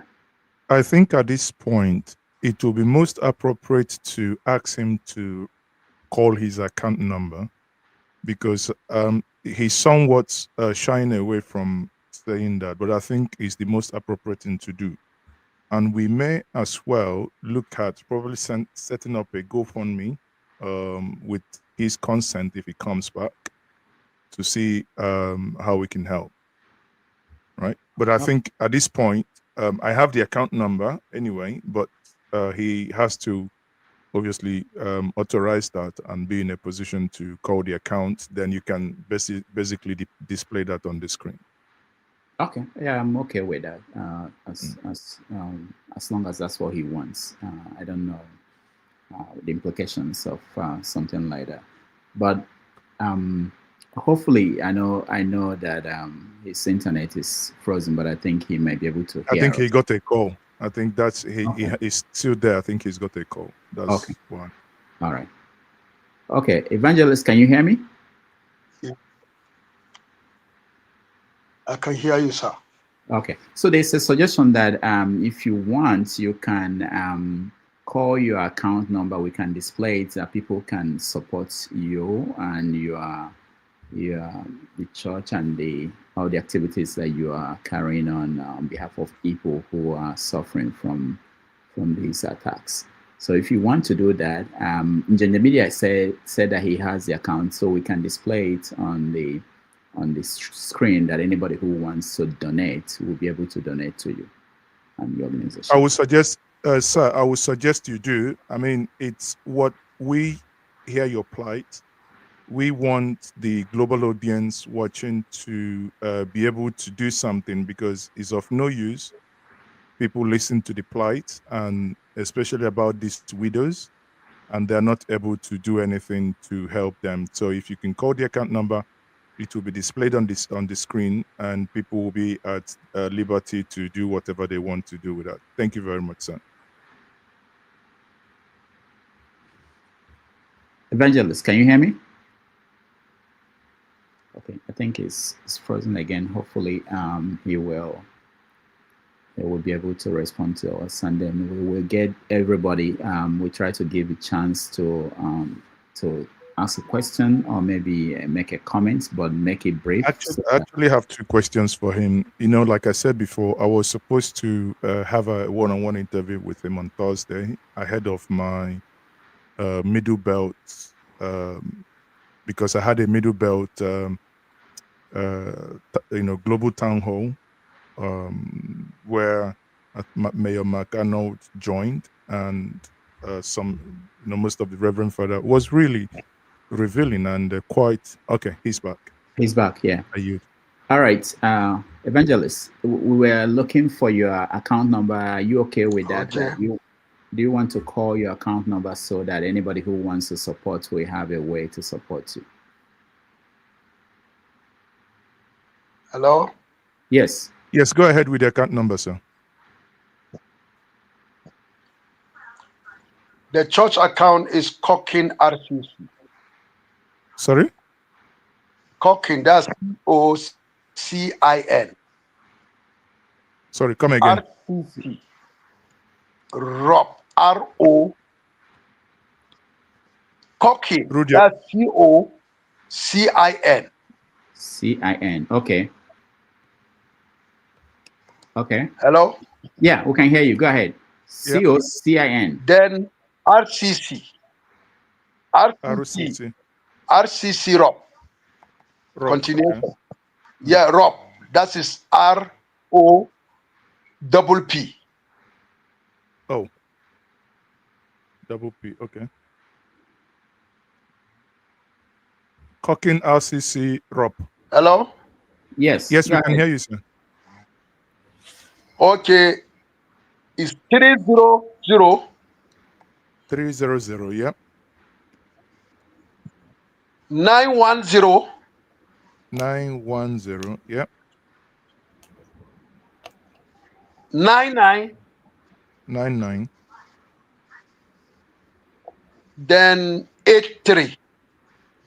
83. Okay. Yes. First Bank. Cocking First Bank. Okay. So Rudolph, you can now. RCC Rob. Okay. That's the church account whereby we disburse to the needy. Okay. Thank you very much. So at this point, while Rudolph is trying to put the account number on the screen, I have two questions that I would want to ask you, sir. I tried reaching out to you on Tuesday and Wednesday, but your PA told me that you were on a crusade those 2 days, so we couldn't speak. And on Thursday, yes, I just finished the crusade today. Yeah, I think Jonathan Akuns also tried reaching out to you. So the window is still open. Jonathan, we went to yes, it's true.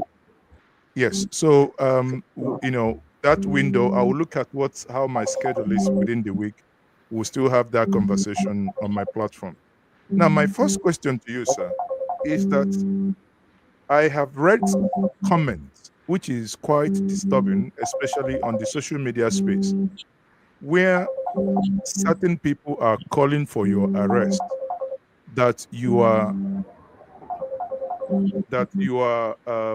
know, telling the world, or that you have buried empty caskets and, you know, telling the world that these are human beings. And I've seen a video you made today as well, debunking that. But having buried so many people, you know, and with the pains, and you read something like this, that people are denying your pain, how does that make you feel?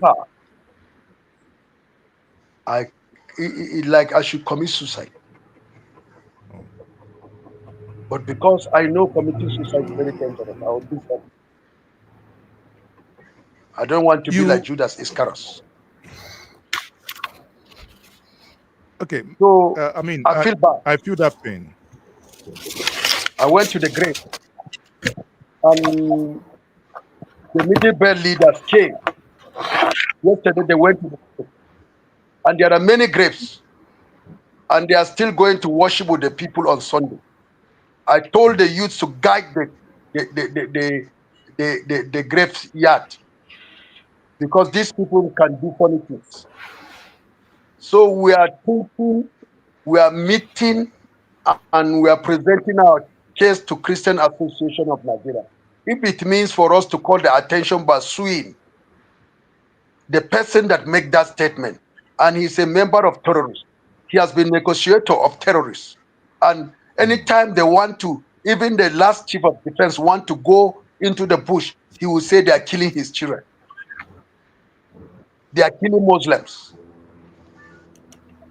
So what will he do?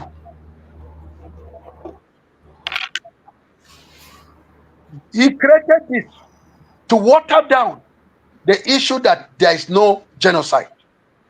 But we'll prove to him, and our youths are ready. They'll come and dig the grave before the judge, before other lawyers, including his lawyers. Let them dig the grave.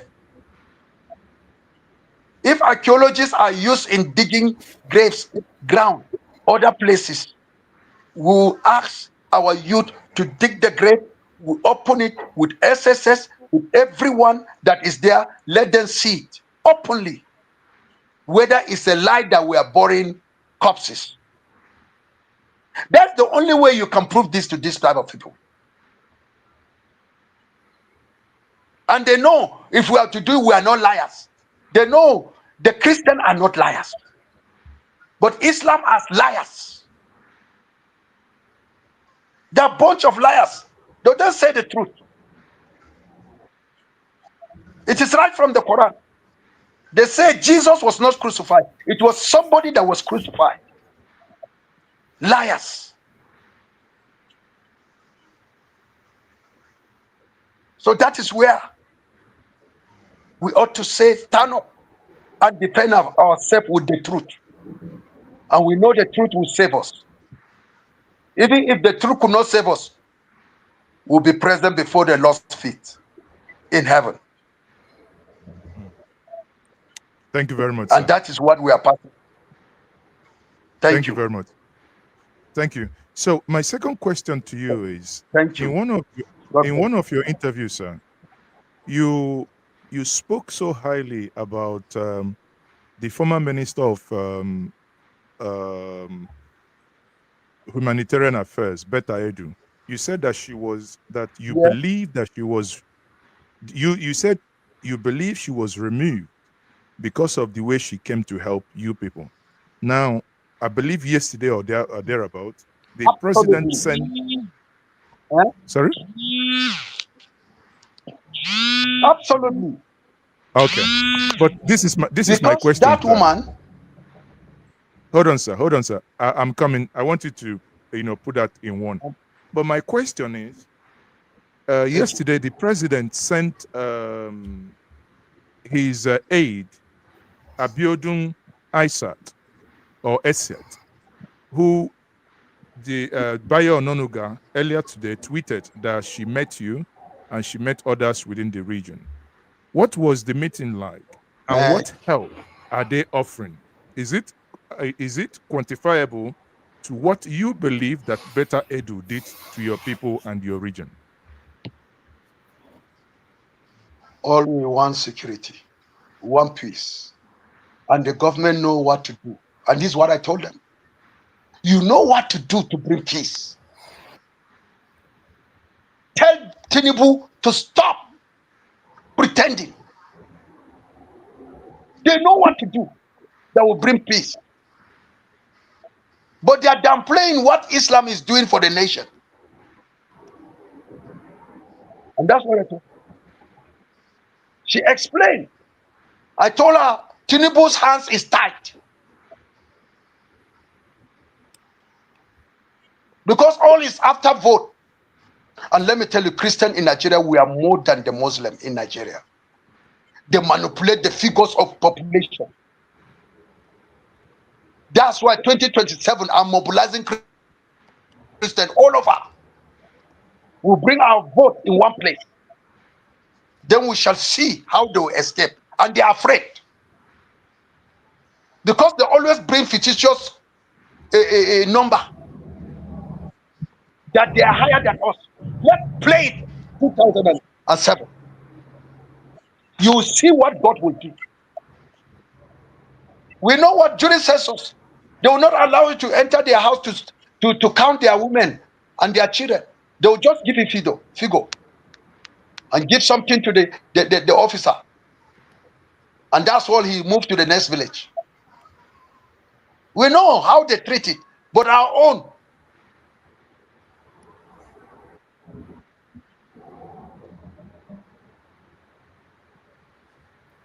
All right, Media, you done? No, I mean, let me yield for others. I think I would still reach out. We will still have a one-on-one with him. So I yield for now. All right. Thank you so much. I appreciate you. And let's go. I will call on you. Please find your best question or comment for Evangelist so that we can get to everybody and round up. I'll start with you, Reverend Theophilus. You're muted. All right. Evangelist Ezekiel Dachoma, I want to thank the Lord so much, for you standing out. I know that what you are doing is the hand of the Lord. And on behalf of the church here in Liverpool, we send, our prayer, encouragement, and greetings. We want you to know that as you've requested for prayers, we are praying for you and praying with you. My heart is at home, knowing that I come from that very region, and you have been a great blessing and encouragement, to me personally, the way you've stood out for the faith that is required for God's people. And the church has sent her support, and I want you to know whatever the Lord lays in our heart will continue to do. And I want to encourage believers, wherever you are, in whatever way the Lord lays in your heart, to support our people, our brothers and our sisters. It will go a long way. Like you said, Jesus said, no, whatever you do to the least of this, you did it, for me. You did it to me. And that's our prayer. Continue to fight on. The grace of the Lord is upon you, and what he has called you for to stand for will bring glory and praise to him and to the church. And your voice has stirred up many, who could not speak earlier on, but through the boldness that the Lord has given you, there are many voices springing up to stand and speak into what is happening. The Lord knows what is happening, and we believe that help will come by the grace of God. Thank you very much. Pray for me, seriously. All You right. have put money on my head. Anybody that keeps me, then the offer. Thank you. All right. Thank you, Reverend Theophilus. Let's now quickly go to everybody. Make it one question, straight to the question if you can, so that we can get to many people. There are people who are waiting at the other end. All right. Jefferson, you're next. All right. Good morning, good afternoon, everyone. So, Ezekiel, I'm glad I'm speaking to you in person. It's unfortunate that we're in a country where people like to lie about things that are critical in terms of life. And I want to say it in front of you. God in heaven is proud of you. And we as Nigerians are also proud of you for what you are doing. You are a great man. We are not looking for anybody to praise anybody. God will continue to empower you and uplift in whatever you do. So, just like he said, how is the situation so far? I want to know what level of improvement. And if there's no level of improvement, we'll continue to pray until God's divine intervention should happen. So let us know your thoughts. For we that are not there, we know that even if we are not there, we know that these things are happening because of the evil mind of the people in Nigeria. Yes, because we know exactly how people can do things. We know the craftiness. So me, even if I'm not there or not, I know that this thing is happening. I know it's happening. And unfortunately, we're in a government that loves to peddle with the life of people. I don't care about what happens. They don't care because it doesn't affect them. And just like KJ said, it is a saying that because it doesn't happen to you, doesn't mean that it's not happening. It calls for wisdom. All manner of evil happening all over the world. We should not be supporting anything that is wrong. We should not be supporting it. And may God have mercy on those evil people that are supporting this carnage, because it has nothing to do with them. Ezekiel, keep on doing what you need to do. Thank you. Thank you very much. Thank you. Thank you. God bless you. And you too. God bless you. God bless you. All right. Thank you, Jefferson. Let's go to Obie. Thank you, Pastor Ezekiel. I accused Dr. Damage earlier on for bringing your brother while he advertised you. Well, thanks for your time. My question is, this killing has been going on for years. Do you think they are killing your people because of your faith, because of their faith, or because of the land? In fact, but one, because of our faith in Christ. Two, because of our land has minerals deposit on the ground. That's tin mine and others that is yet to be detected. But they are good in that. They know our land is very rich on the ground. That's why they always want us to relocate. If not, They will force their way. They have already claimed almost 100 villages. They have occupied. As I'm talking to you now, even my land has been occupied towards Bachi. My father's inheritance, they have taken over it. They built houses on it. And I cannot go there. But time to time, they will strike into our village and kill. I will not forget when they struck our village. They killed my grandmother. They removed her heart. They killed my uncle. They removed his tongue. My best friend, childhood friend that we grew together, they killed his wife with 5 children. And this is what is happening. The situation, as Trump announced, the killings increase because they want to claim everything. Because our place in Plateau is a vast land of grasses that animals would like to live on. That's why they wanted to chase us away by all means. We are in a dilemma, asking God your prayer to stand for us. Though I know the whole Islamic country, especially the terrorists, they have placed money on my head. Any person that find me first and kill me, he has a reward. And that is why the GOC has to come, the general commanding officer and the commandant, all of them came to see the situation, how they will protect me. Some are saying that I should go for asylum. I say I'm going nowhere. How can I leave my sheep and go somewhere? I will take care of my sheep. I've announced it all over. And I have said, if they kidnap me, nobody should pay a single kobo. Nobody should pay a single kobo on my head. Because I want to meet Jesus. Because that is a means of plundering us. They make sure they loot us. When they kidnap your beloved one, they will say 20 million. Depends on how the negotiation. And they will arrive, you have to take that money. And if you don't, they will kill your brother, or your uncle, or your father, or your mother. So this is the pain that we are passing through. Nobody stay outside. Once it's getting to 5 o'clock, everybody is running down into the house. This is the level of Islam has reduced us to. We can't stay late in the night in your own land.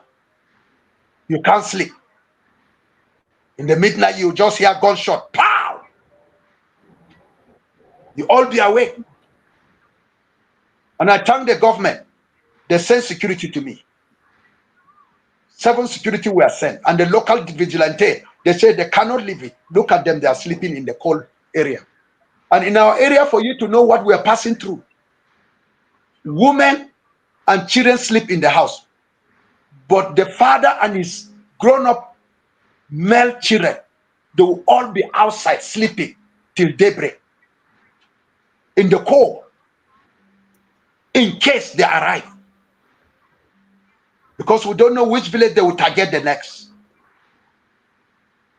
And the government is saying there's no genocide. God of vengeance will revenge for us. This is the agony of a Christian in us. Thank you. Thank you, Ovie. Let's go to Mazi Opara.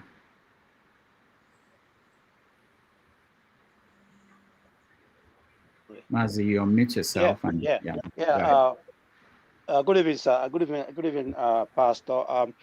I lived in Bukuru, Jos. Bukuru. I live in Bukuru, Wow. Jos. Yes, I lived in Bukuru, Jos. I'm so emotional because what you are talking about is what I witnessed in Bukuru, Jos. People don't know what our beloved Christians Excuse me. Bye-bye. So sad. So sad.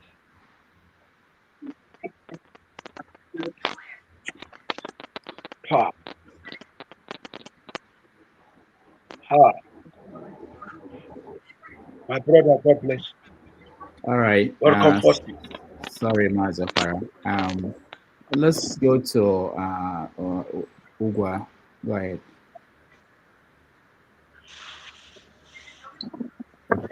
Hi, hello, Evangelist Ezekiel Dachoma. Thank you for coming in today. I really want to thank you for all your effort, for everything you've been doing. Just be rest assured that we know, we see you, and we're praying for you. Thank you.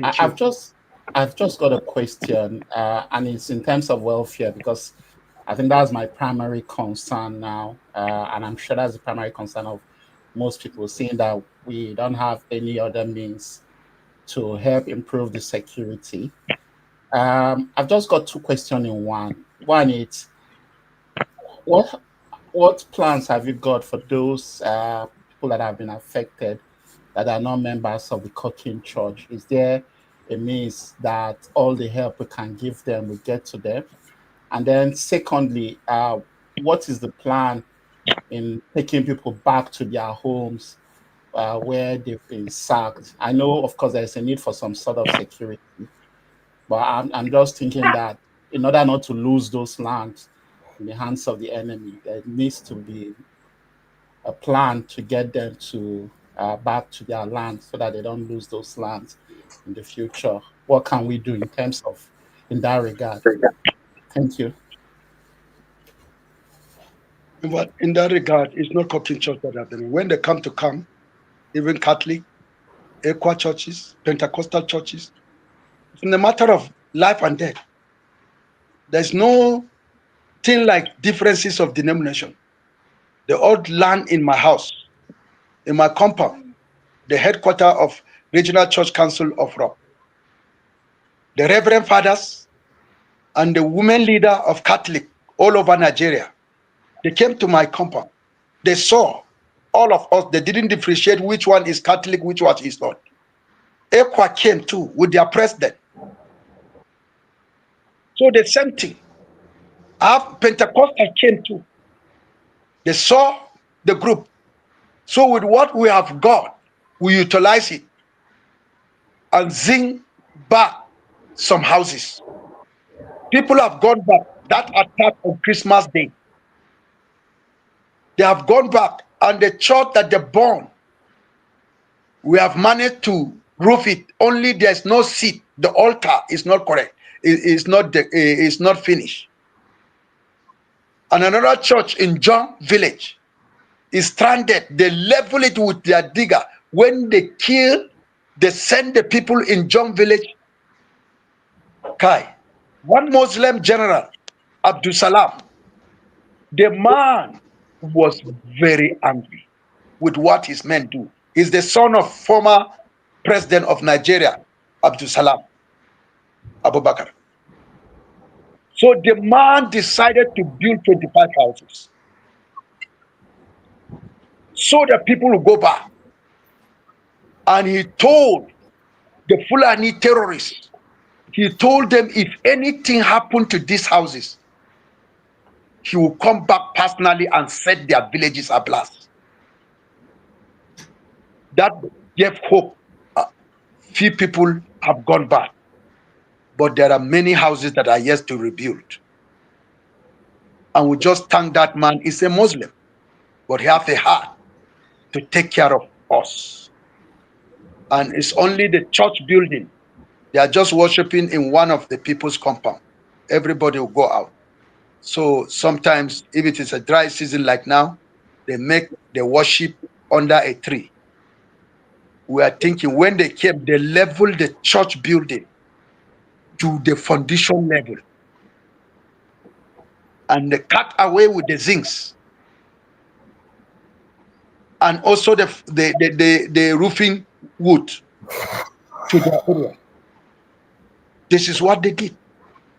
So now, if it is Sunday, the people in that village, they will travel a long distance, about 6 kilometers, to attend service in another village.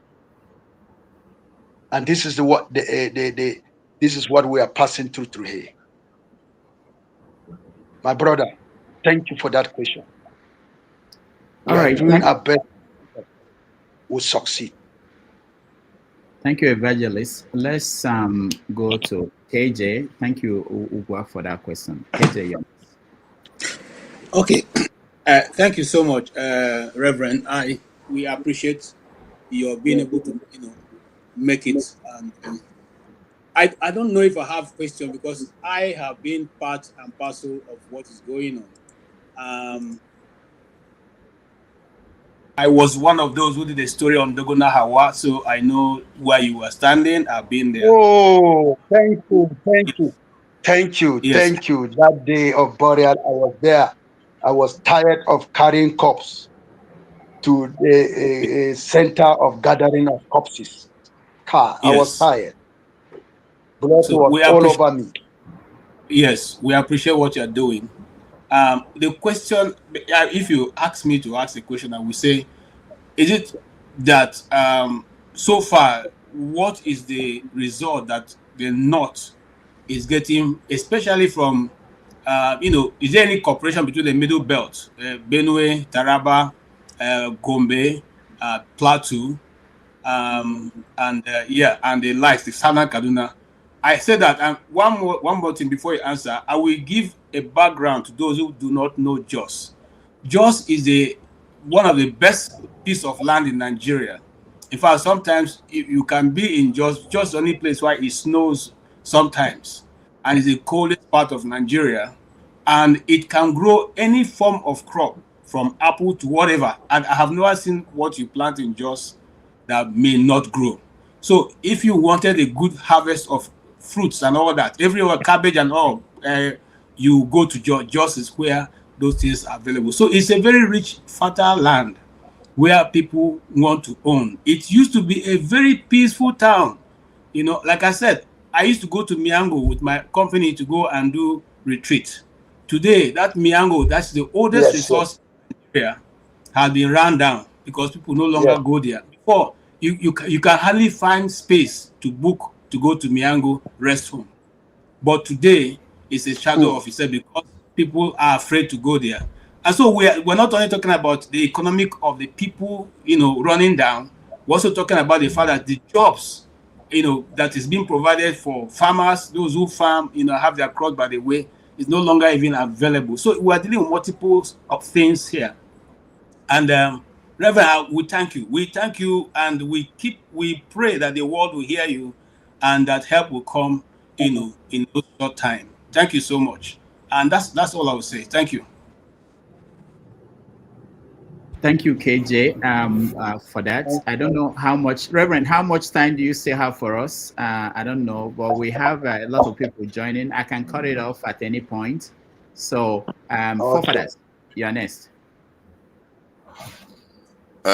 Greetings, Dr. Damages. Thank you for having me. Greetings to all the panelists, and special greetings to the Reverend Evangelist Ezekiel Dachoma. Thank you. I've had some of the emotive submissions you've made here today, and I think a lot of people sympathize with what you've gone through and the work you are doing. They support it, and I support it too. From my point of view, I feel like our nation is being ripped apart from north to south.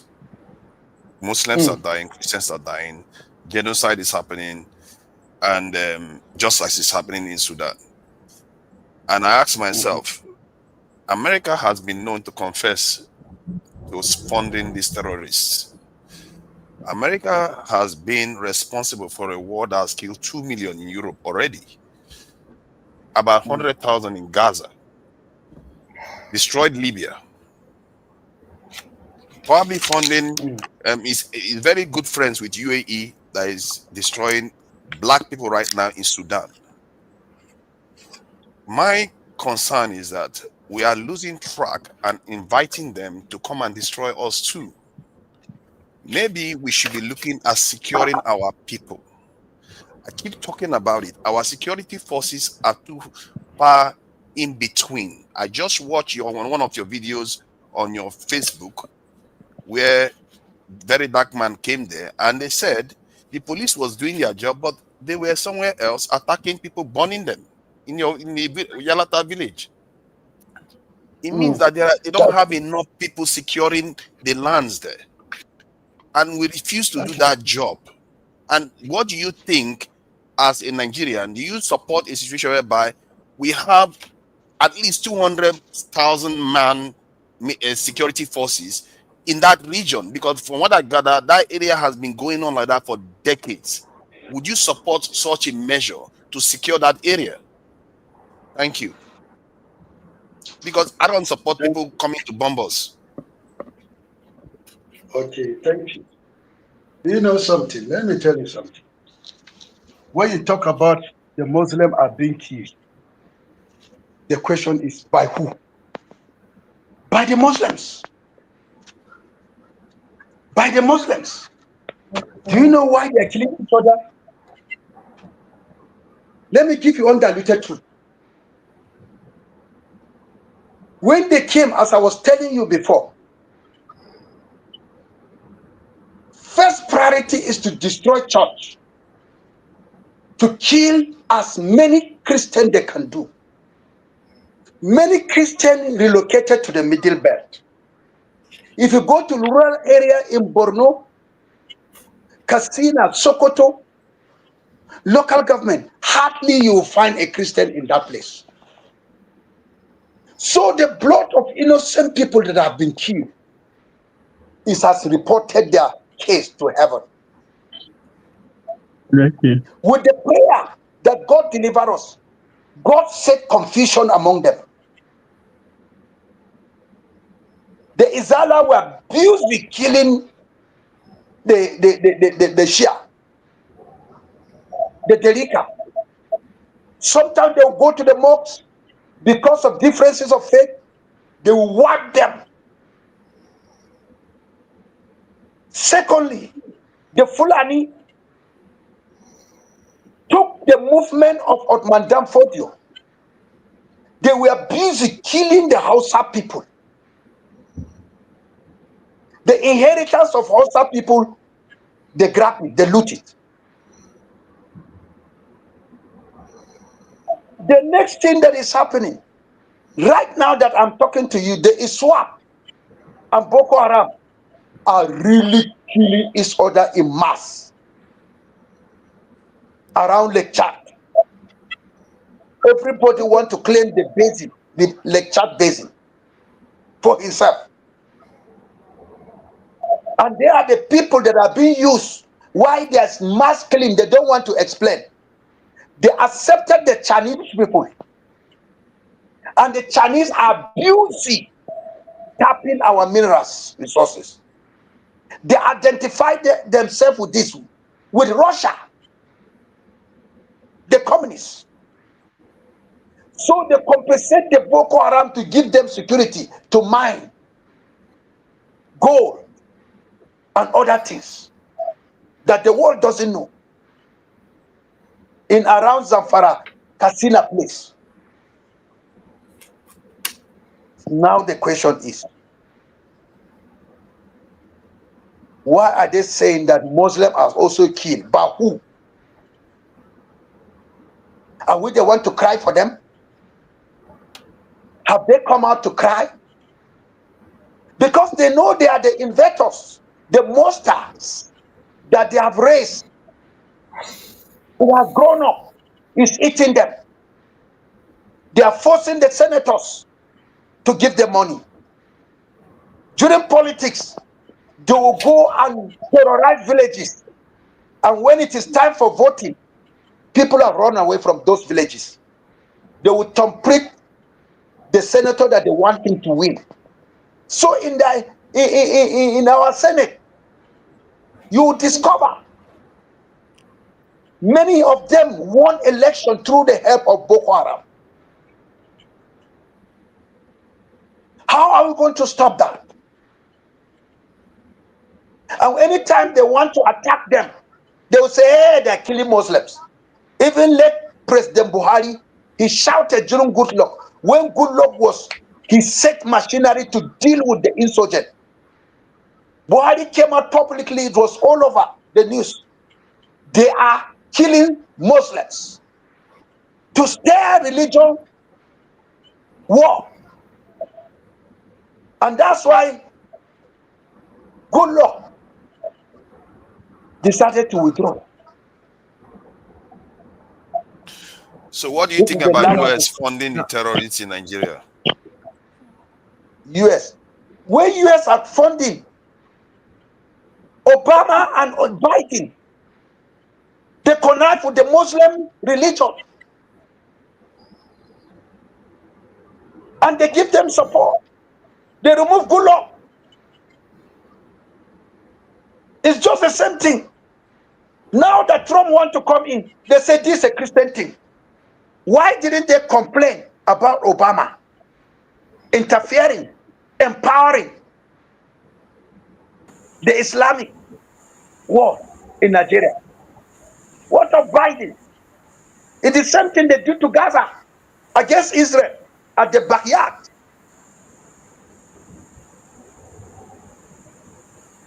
And this is the life that we are in the nation. So they are afraid.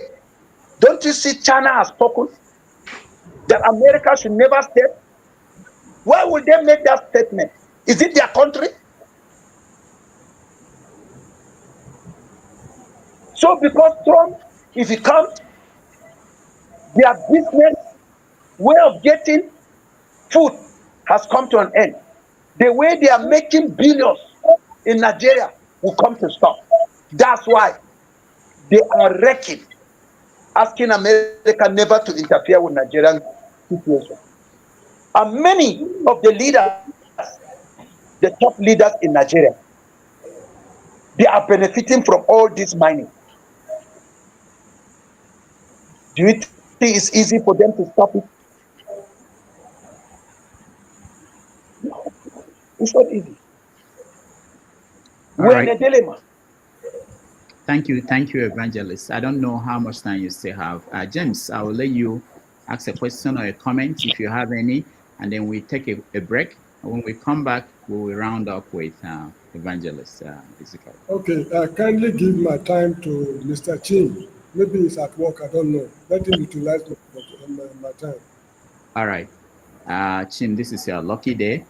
Don't worry, Mr. James. I appreciate you. I have nothing to say today. I'm just here to listen to the man's testimony. I'm not going to ask any questions. So thank you so much.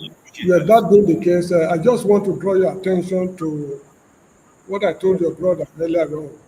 Among the Christian community in northern Nigeria, you should watch out for the moles among you. From the look of things, some of them are leaking information, let me put it that way. Because some I understand are repentant terrorists who converted to Christianity, and they are in your midst. I'm not saying you should suspect all of them, but you should be on the lookout. Thank you very much for your effort. Thank you very much. You are right. We know them. Okay. Some of they came in line of repentance, but they end up picking all what we have to give it to their own superior in the Islamic world. You know, we have even warned people. But now we are contemplating what of it is the genuine repentance. So if we are saying what we are saying, if you repent genuinely, go and preach the gospel to your brothers. Let us hear you preaching the gospel to your brother. And many are standing, those that have repented. They are even challenging Islam, even in their dialect of Arabic Quran reading. And that's why Islam is confused more than any other time in history of life. Because those that repented, we train them, we disciple them, and we set them against their brother. But if you cannot do it, then it means you have not repented. Do it, let us see. Record it and let us see. and we can see many of them have really given life to Jesus Christ. But there are some that are so that we send them away. We rejected them based on their character. All right. Thank you, Evangelist. We are going to take a quick break, about 3 minutes. When we come back, we'll round up the conversation. I will get people who are already in the studio the chance to ask a question or make a comment. So thank you, everybody. Let's take a quick break.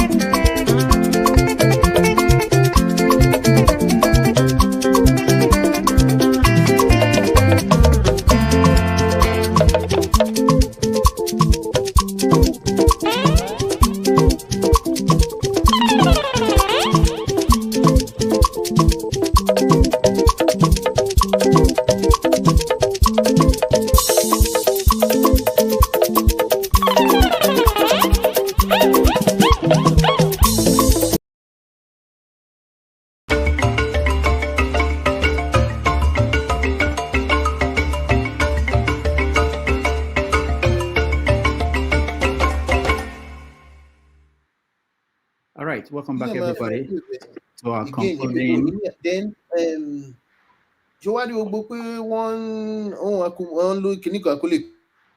Welcome back everybody to the concluding conversation with Evangelist Ezekiel Dachoma. Thank you for being here. We appreciate all of you. Please, at this time, you can like and subscribe to the channel. That will help us to bring you quality guests like Evangelist, who is here with us today. All right, let me, Tony, you're next. Good evening, Dr. Damages. Good evening, our guest, Evangelist Ezekiel Dachoma. Greetings, panelists. I have listened to you, Evangelist. Watched your videos, what the things that you have said. As someone who is also a victim of genocide, I have some idea of what your community is going through, but not as monumental as the things that I have seen. So my question is, what, in your honest opinion, do you think can resolve these killings? How can these killings be brought to an end? What's your honest opinion? That's my question. If I'm to speak in line with Jesus' voice, in the last day you hear rumors of wars. Kingdom will rise against kingdom. This is what we are inside. And Jesus said, you'll be persecuted because of me. Matthew chapter 5. If this is what Jesus says, Christians have not seen persecution yet. And let me tell you, with what is happening, the Islamic agenda, they have trained, they have hypnotized their youths, their everything down to primary school. It will be hardly for them to stop molesting the Christian, because they have been hypnotized with the teaching of jihad.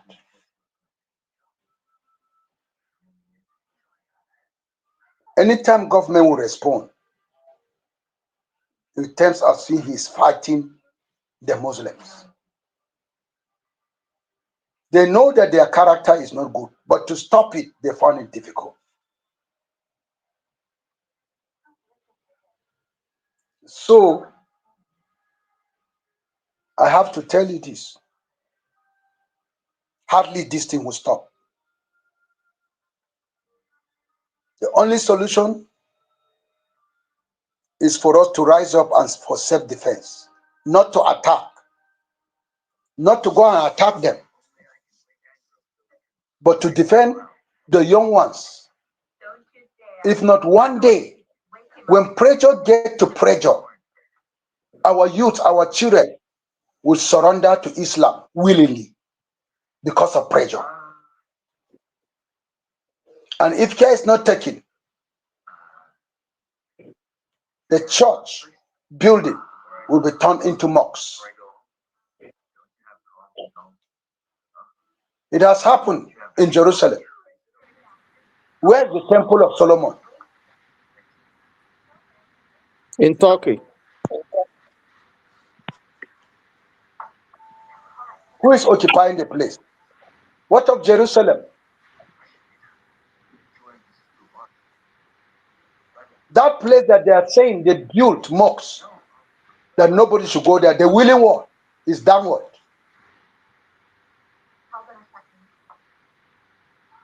And this is the situation we're inside. And let me tell you, there is a church building that some of our so-called Christians, they sold it to Islam. And it's on social media. And they are boasting that they have bought a church building.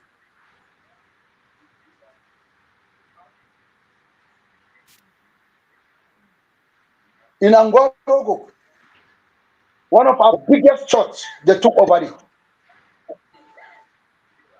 Church building.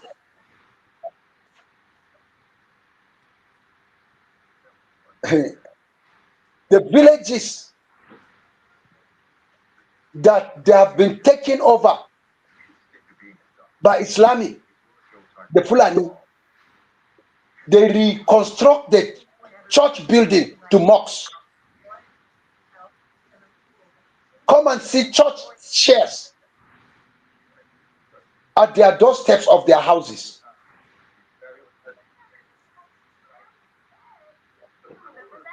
This is what we are passing through. And it's what the world has not heard about it. If you want facts finding, you either come or I will bring facts finding of what is happening in almost all the village. You will see it glaring in a dish. Flash. And that is why they attack me that I'm exposing the secret of the government. Then I replied them back. What of you that you are exposing the Christian to Boko Haram, to the insurgent by refusing to do something? You make them feel that you are behind them. That's why they organize themselves to go to the next village. You have exposed us to them, and they are killing us. The worst of all, you came out publicly. You did not declare there is no genocide. This is a public announcement to the terrorists that we have denied the work that you have done on Christian. We have denied it for you. We are behind you. Keep on killing the Christian. We'll protect you. Let me tell you, recently, in the whole director of different pamphlets, for one to become a head of service in federal, they have to put them to exams. A Christian got 83 vote mark, while a Muslim, a junior pamphlet, got 52.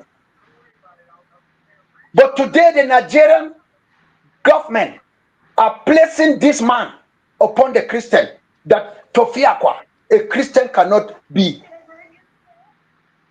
the director of PAMSEC.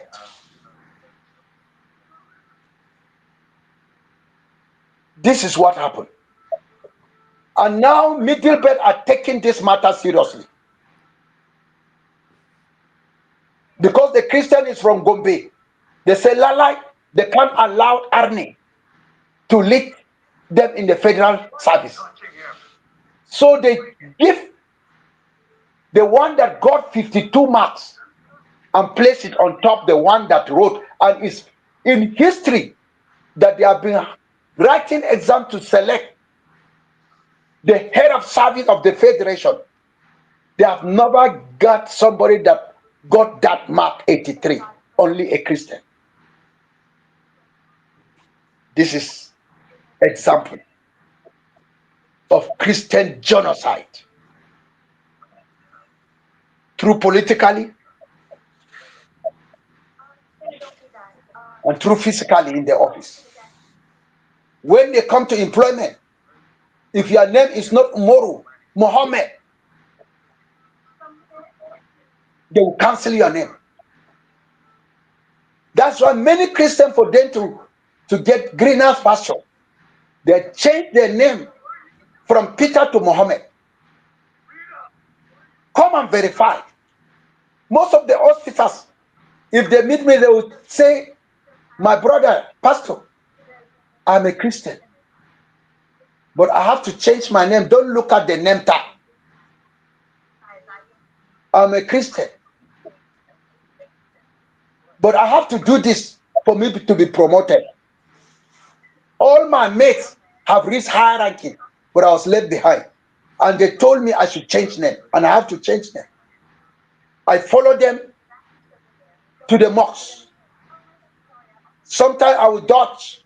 I see something has taken over my time. Not one, not two, not thrice. They will reveal themselves. This is the life of a Christian in Nigeria. And you expect this thing will last? Will finish? It will never. The only thing we have to go into self-defense to survive the test of time until God calls us home. If the federal government can come up. Thank you.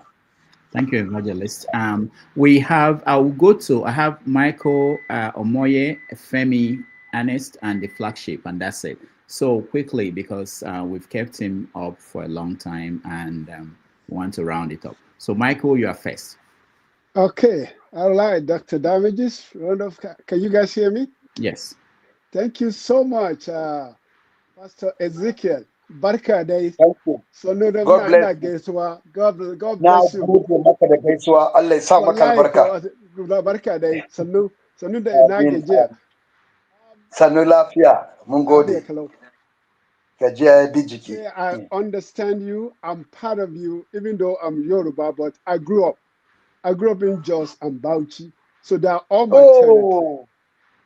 Thank you. Everywhere, all those areas you're talking about, even I happened to get a chance to go to St. Joseph's College in Vom.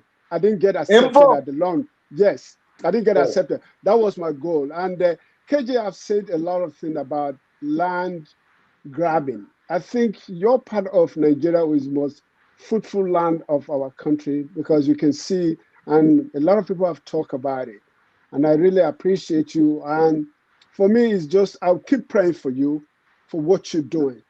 And God to keep on giving you the strength and to let us know, because you are putting a face and a platform on what the issue of Nigeria is for a lot of people that don't know. So I really, really appreciate you, and I will keep on praying.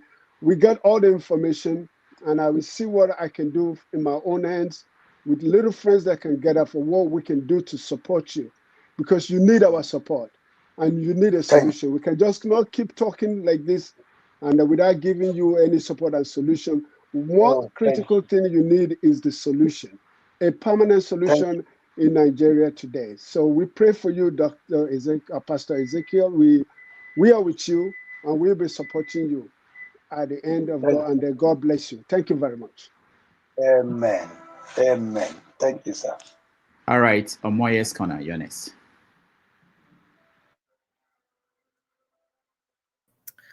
Thank you very much, Dr. Damages. Greetings to everyone. Reverend Dachoma, greetings to you specially, sir.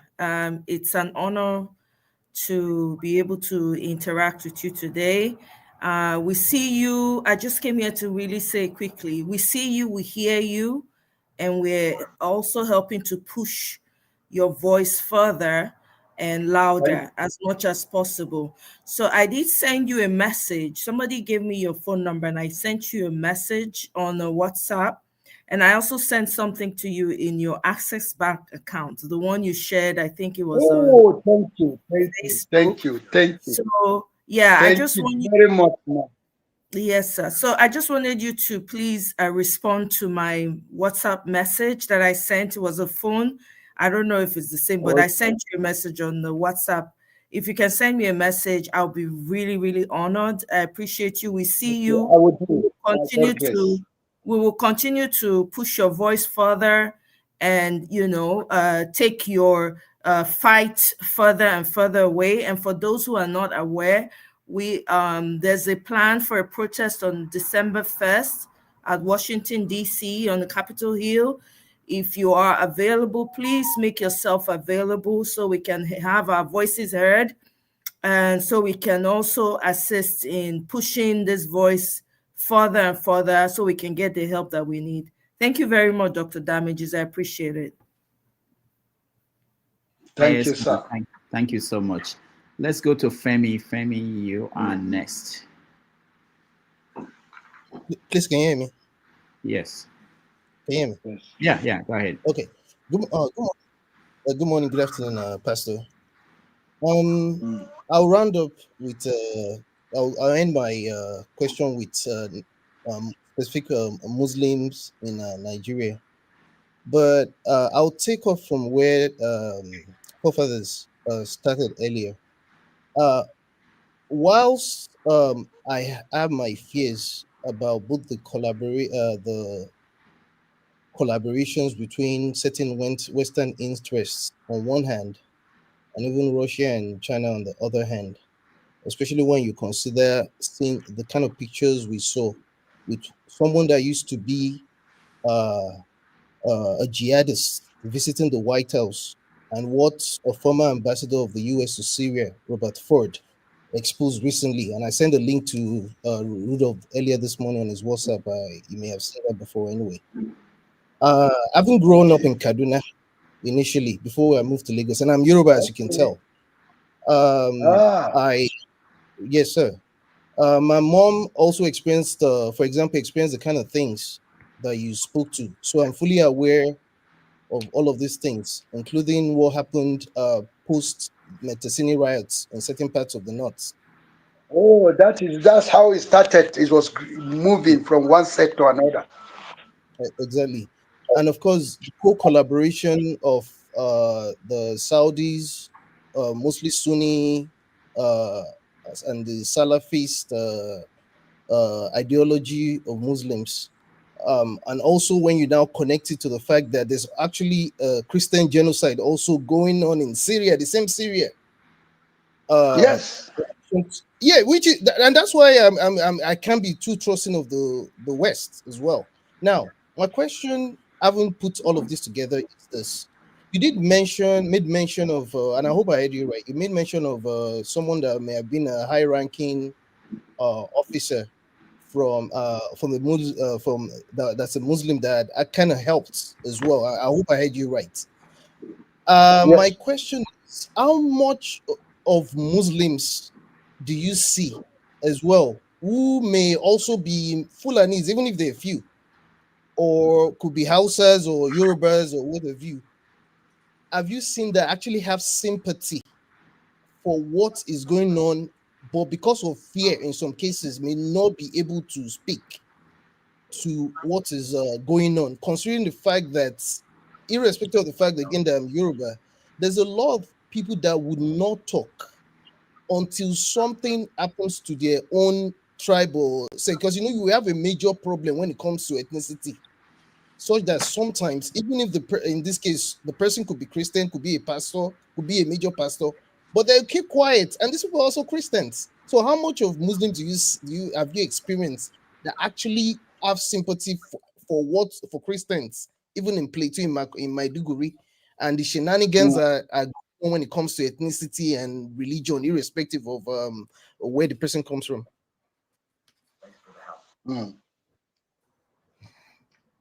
My brother, you see the type of Islamic religion that is going on in the nation is of two different faiths.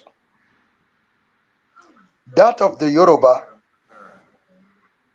is a different faith of Islam. But that of the North is another faith that is impregnated with crisis, lying, and molesting whoever is a Christian. You see, getting to the South, look at just last month, the attack that took place in Kwara. It's all Muslim Fulani. They kill Yorubas without mercy.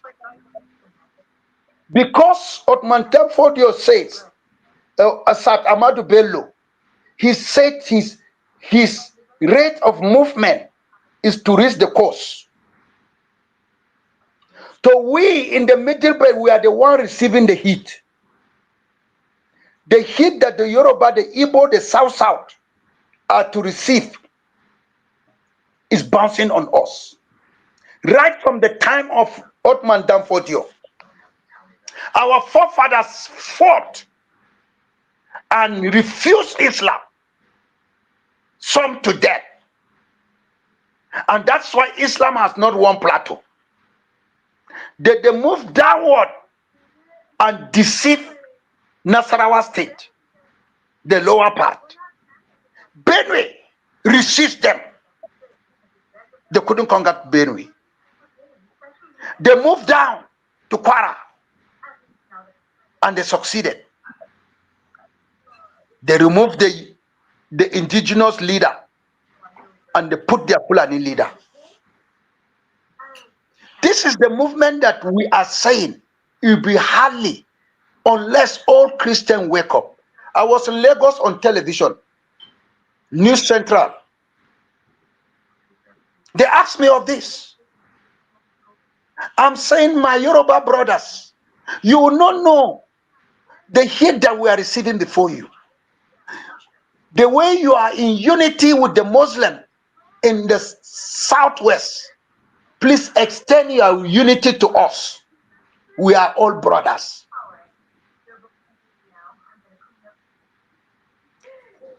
I'm begging the South. I will be storming South by God's grace. By yes, sir, I'll be having a revival crusade there. And this is what I want them to know. Let us be one. Because there is a evil doctrines released from Iran, Middle East, on the Muslim. And I thank God some of the Muslim, if you see them on social media in Nigeria, they are firing their brothers. They went to the extent insulting their leaders. That this is what is happening. Why can't we live? But this present people has been indoctrinated.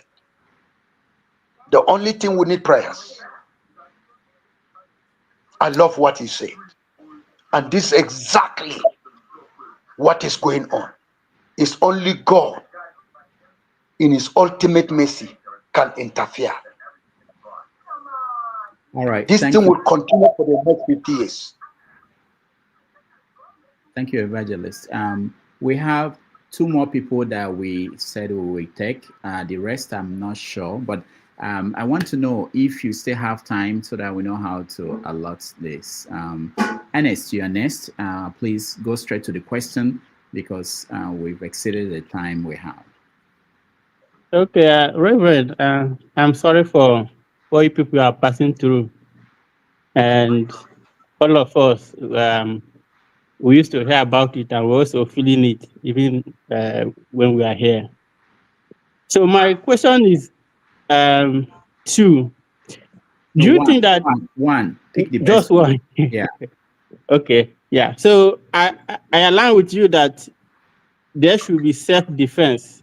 So I said earlier that Middlebelt need to raise militia to quell Fulani onslaught. They should not wait for the government because the government, they're not doing enough. My question is, do you think that the Tinubu government is accomplice to what is happening in Middlebelt? The Tinubu governor, especially Tinubu, he has a heart concern of what is happening with the Christian. Even his wife was here the day before yesterday. They have concern. But the power to show us love, to stand with us publicly, is weak. Because their hands is tied. The all Muslim always say, we are the one that give you vote. And it's a lie. So we are the one. So you must dance to our tune.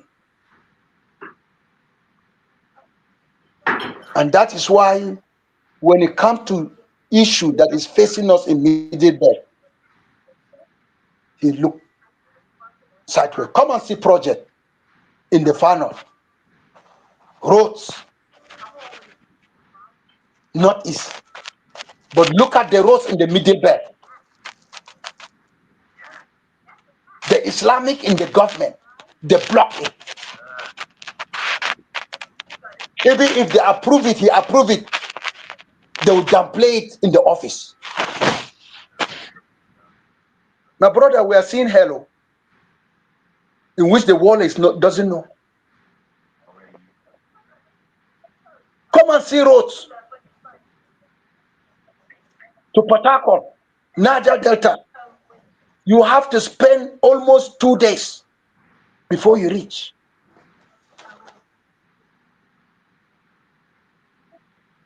To Enugu, to other places, to Lagos. Come and see roads that are damaged. But go far to far north. Oh shit. You run at 200 kilometers per hour. Very smooth. And they are saying we are Nigerians. Okay, Reverend, let me interject more. No, please, no, we can't. Just what?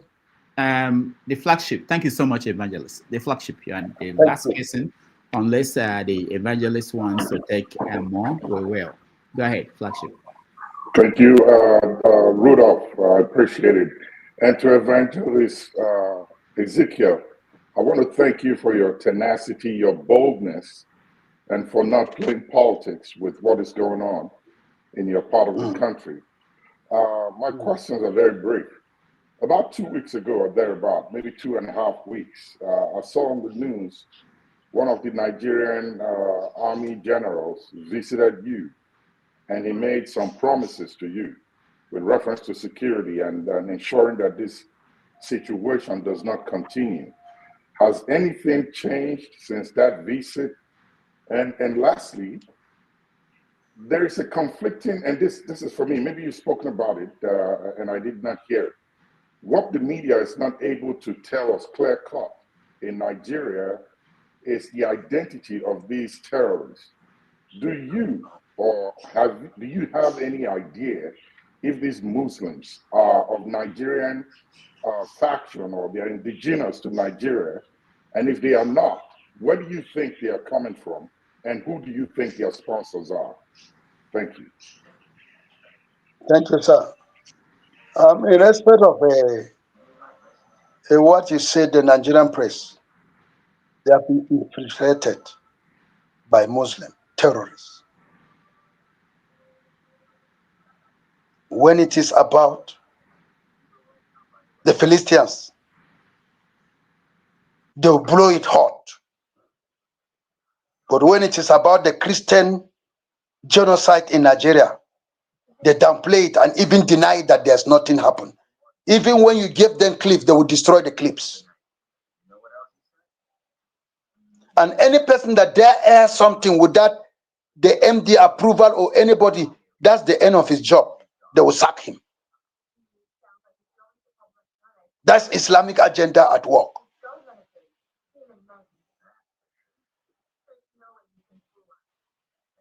Look at the press. It's only you discover Christian media are the ones that are broadcasting it. But others don't want to broadcast it.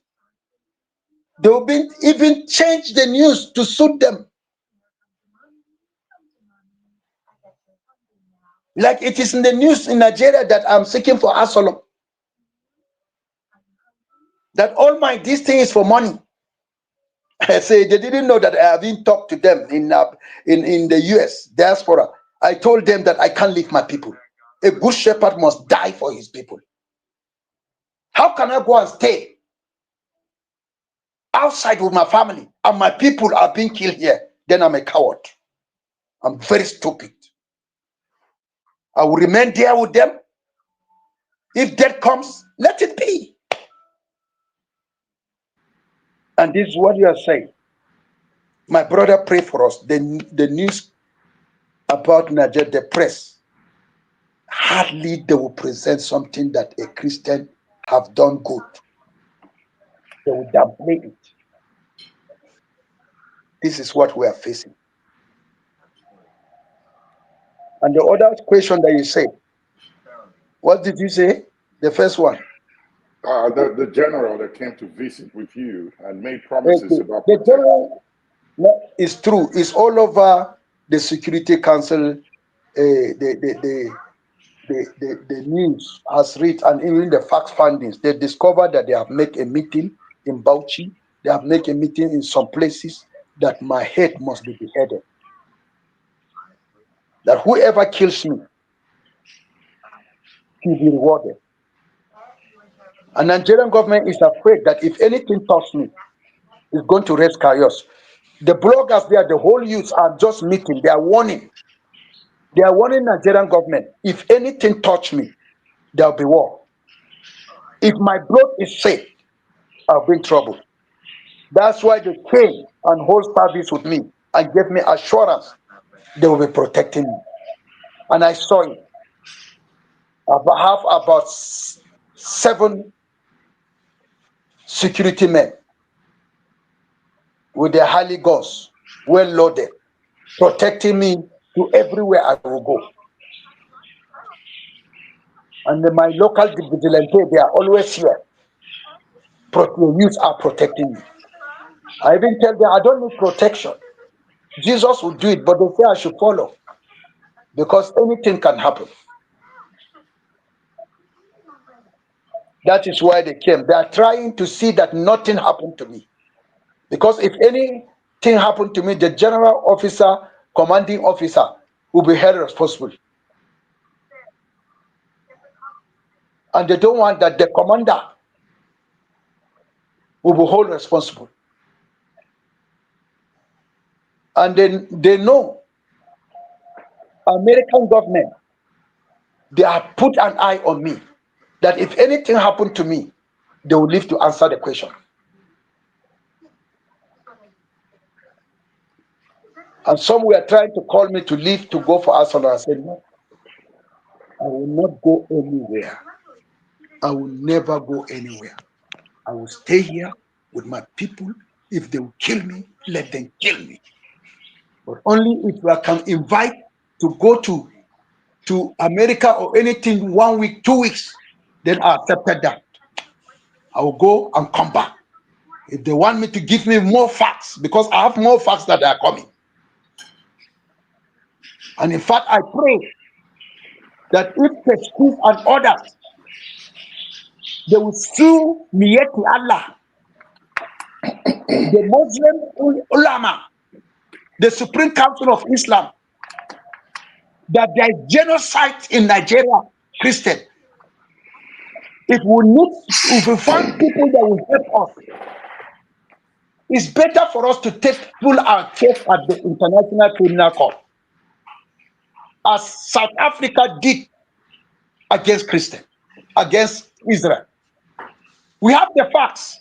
They don't have the facts.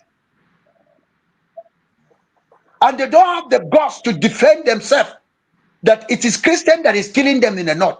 It is Muslim as Muslims. Let them stop their fellow Muslims. But they can't, because nemesis is catching up with them.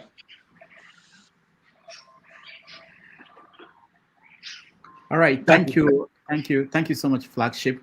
Evangelist, we have 4 people who are very good friends of this show. 3, not 4, 3 people.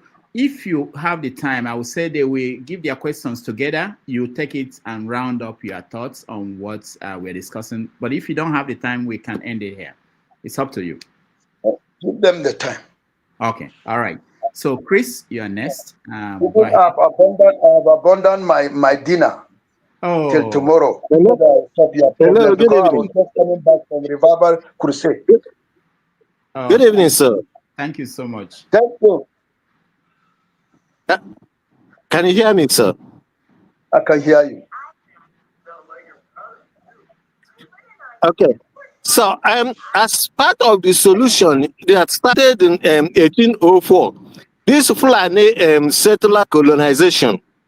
If you are talking to Donald Trump as a way, as a solution to, as a way of finding permanent solution, to this their madness, will you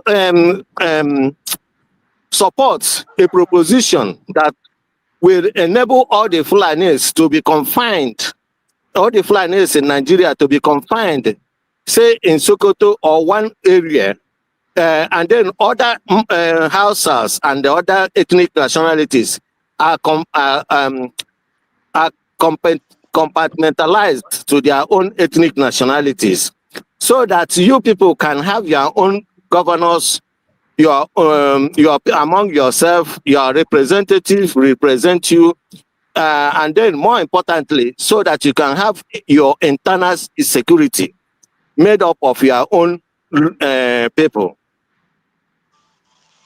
You are right. You see, this your question is a sensitive question, but I will open it for you. You see, it will be impossible for the Fulani to be kept in one place, because they have invited their fellow Fulani from Burkina Faso, from Niger, from Chad, from Senegal, Central Africa. They have relocated and they seized our land and distributed it to their brothers that were staying there. They invite them to come, and with the motive that they want to take over Nigeria.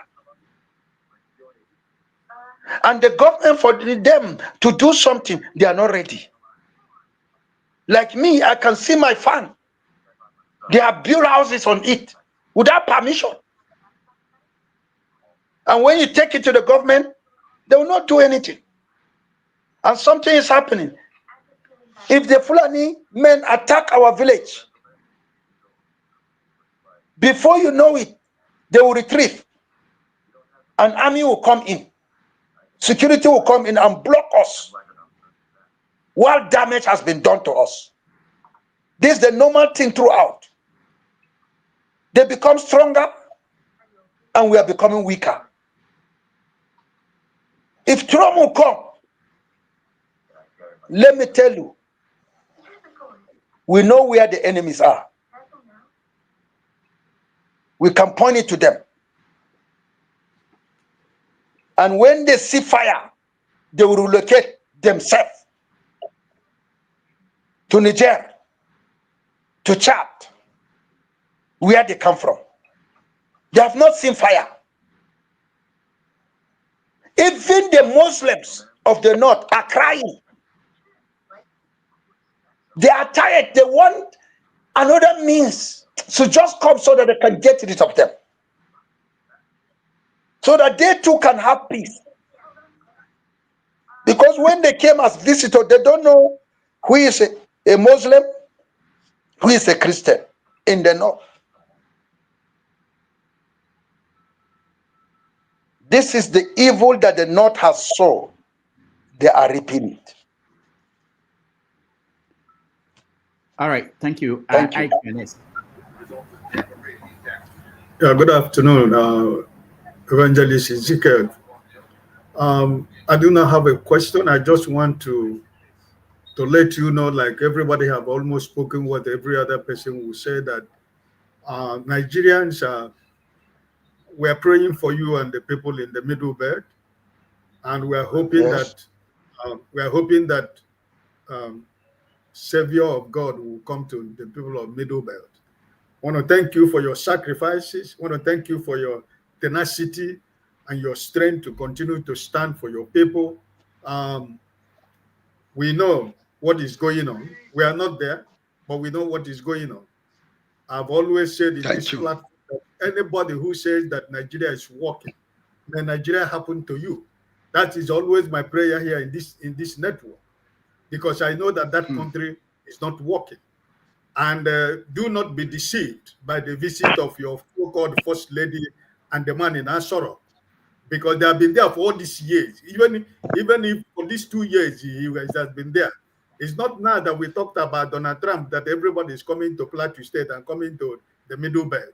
We are not interested. I am one of those people, and I am standing by what I believe, my conviction, that the government of Nigeria is accomplice to every crime that is going on in Nigeria. The insecurity we have in Nigeria, they are the architect of it. And you did mention about the China people. people who are praising Chinese in Nigeria, they are the people that are sponsoring the people, the insecurity, so that they can mine our gold and our mineral resources, which we don't know where the money is going because they are benefiting. So I've always said here, anybody that says Nigeria is working, may Nigeria happen to you and your family. God bless you, and we will continue to pray for you and your people. And we know that at the end of the day, there is a light at the end of the tunnel. God bless you, sir. Amen. Amen. Amen. All right. Thank you. Next is the Fulani boy. You're next.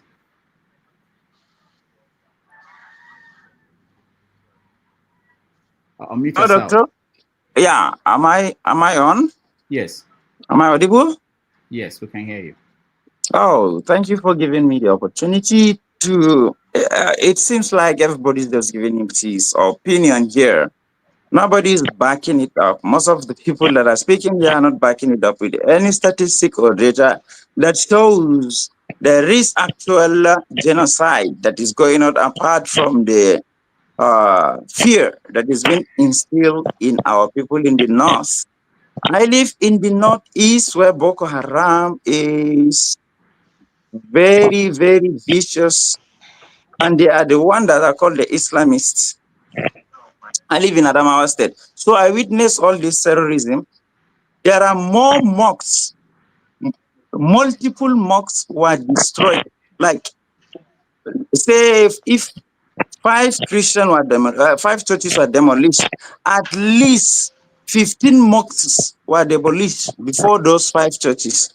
And those people, when they come, they don't discriminate. They don't say this, okay, you are not practicing the right Islam. We are practicing the right Islam. Therefore, we'll kill you. They will kill Christians, they will kill Muslims, and they will kill everybody that doesn't support their ideology. And again, it's like, another thing is, why is it unique only to the Fulanis? If another tribe commits a crime, they don't call the tribe, they don't call that person terrorist or another degrading name. Why don't you call, let's say, Hausa terrorists? I've never heard of that. And they've been committing crime. There is no a single tribe in Nigeria that doesn't have bad acts. But if they commit a crime, they're not calling them terrorists. If they will just say, look at the Southerners and the Easterners, most of them.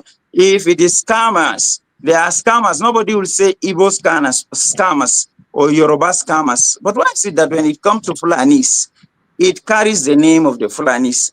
And if a Muslim commits a crime, why is it said that a Muslim commits that crime, a Muslim terrorist, or Muslim robber, or Muslim anything, whatever he caused, whatever he has done, regardless of his tribe? But if a Christian did the same thing, they will not say a Christian person did this. Dr. Damage, you know, okay, most of you guys know if you live in America, if a Nigerian-born US citizen did something wrong, they will say a American or whatever, Pakistani American, Indian American, if they do something bad.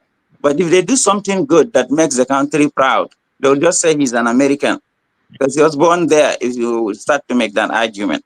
But why is this label attachment exclusive to Fulanis?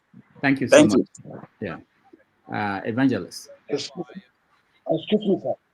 Let me tell you something. I, Ezekiel Dachoma, I've reared cattle in Ruga Fulani. Imagine if it is another tribe, we will know. Imagine we know how their dialect. We know it. When they're entering a village, the next thing you hear Allah Akbar. Almost every village, up to Adamawa, Taraba, Plateau, they will chant Allah Akbar. The next thing you will see their dialect, giving command in their dialect, Fulani. Because our people have been living together with them. In that night, you will see them communicating in Fulani dialect. Burn that house. Kill him in their language. We have many of our people that know their dialect. They even communicate with them. That is why we will see Fulani. Even in southern Kaduna, the same thing. The invasion of this, the Fulani took off from Nasarawa, they enter. And when you see a Fulani man, when a house is burning, it produces a light. You will know this is a Fulani man through the light. The house that is burning in the night. I've witnessed that. I was sleeping in the grass. And I saw it. The burning of the houses reflect on them. We see the way they are. What benefit shall we lie to them? If they come, they will say they are also killed. By who? Is it the Muslim killing Muslims? Why is it that the Muslim could not tackle? We have never for once attacked Fulani. I've told Nigerian government, including the Minister Dachoma, I told her that I'm praying for one day God will approve. We will enter Ruga. And if we enter Ruga, nothing will stop us from speaking our language. That is where they will know it is the Birom people that came. It is the Tarok people that came.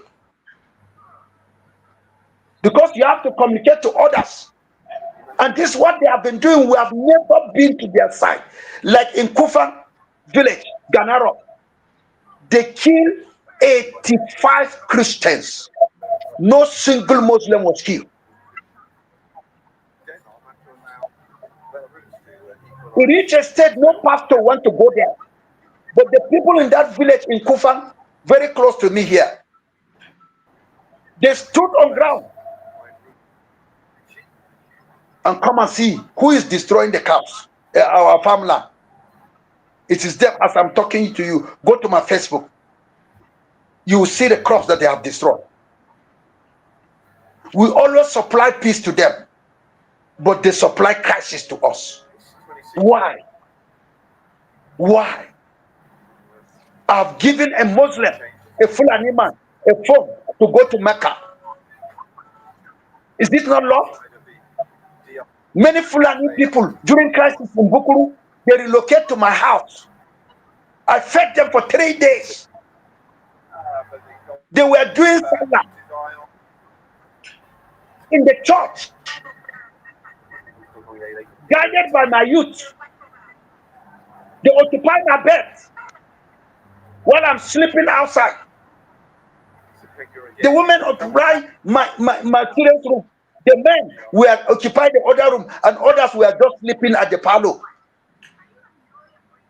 Even foodstuff in my house finished. I have to rush to Kaduna with security men. When there was this thing, there was door-to-door coffee. And you see, I went and bought food for and bring it to them. My brother, I wish you are here. You don't need somebody to tell you who are the people that attacked this village. You will see they are the Fulani. And immediately they attack a village.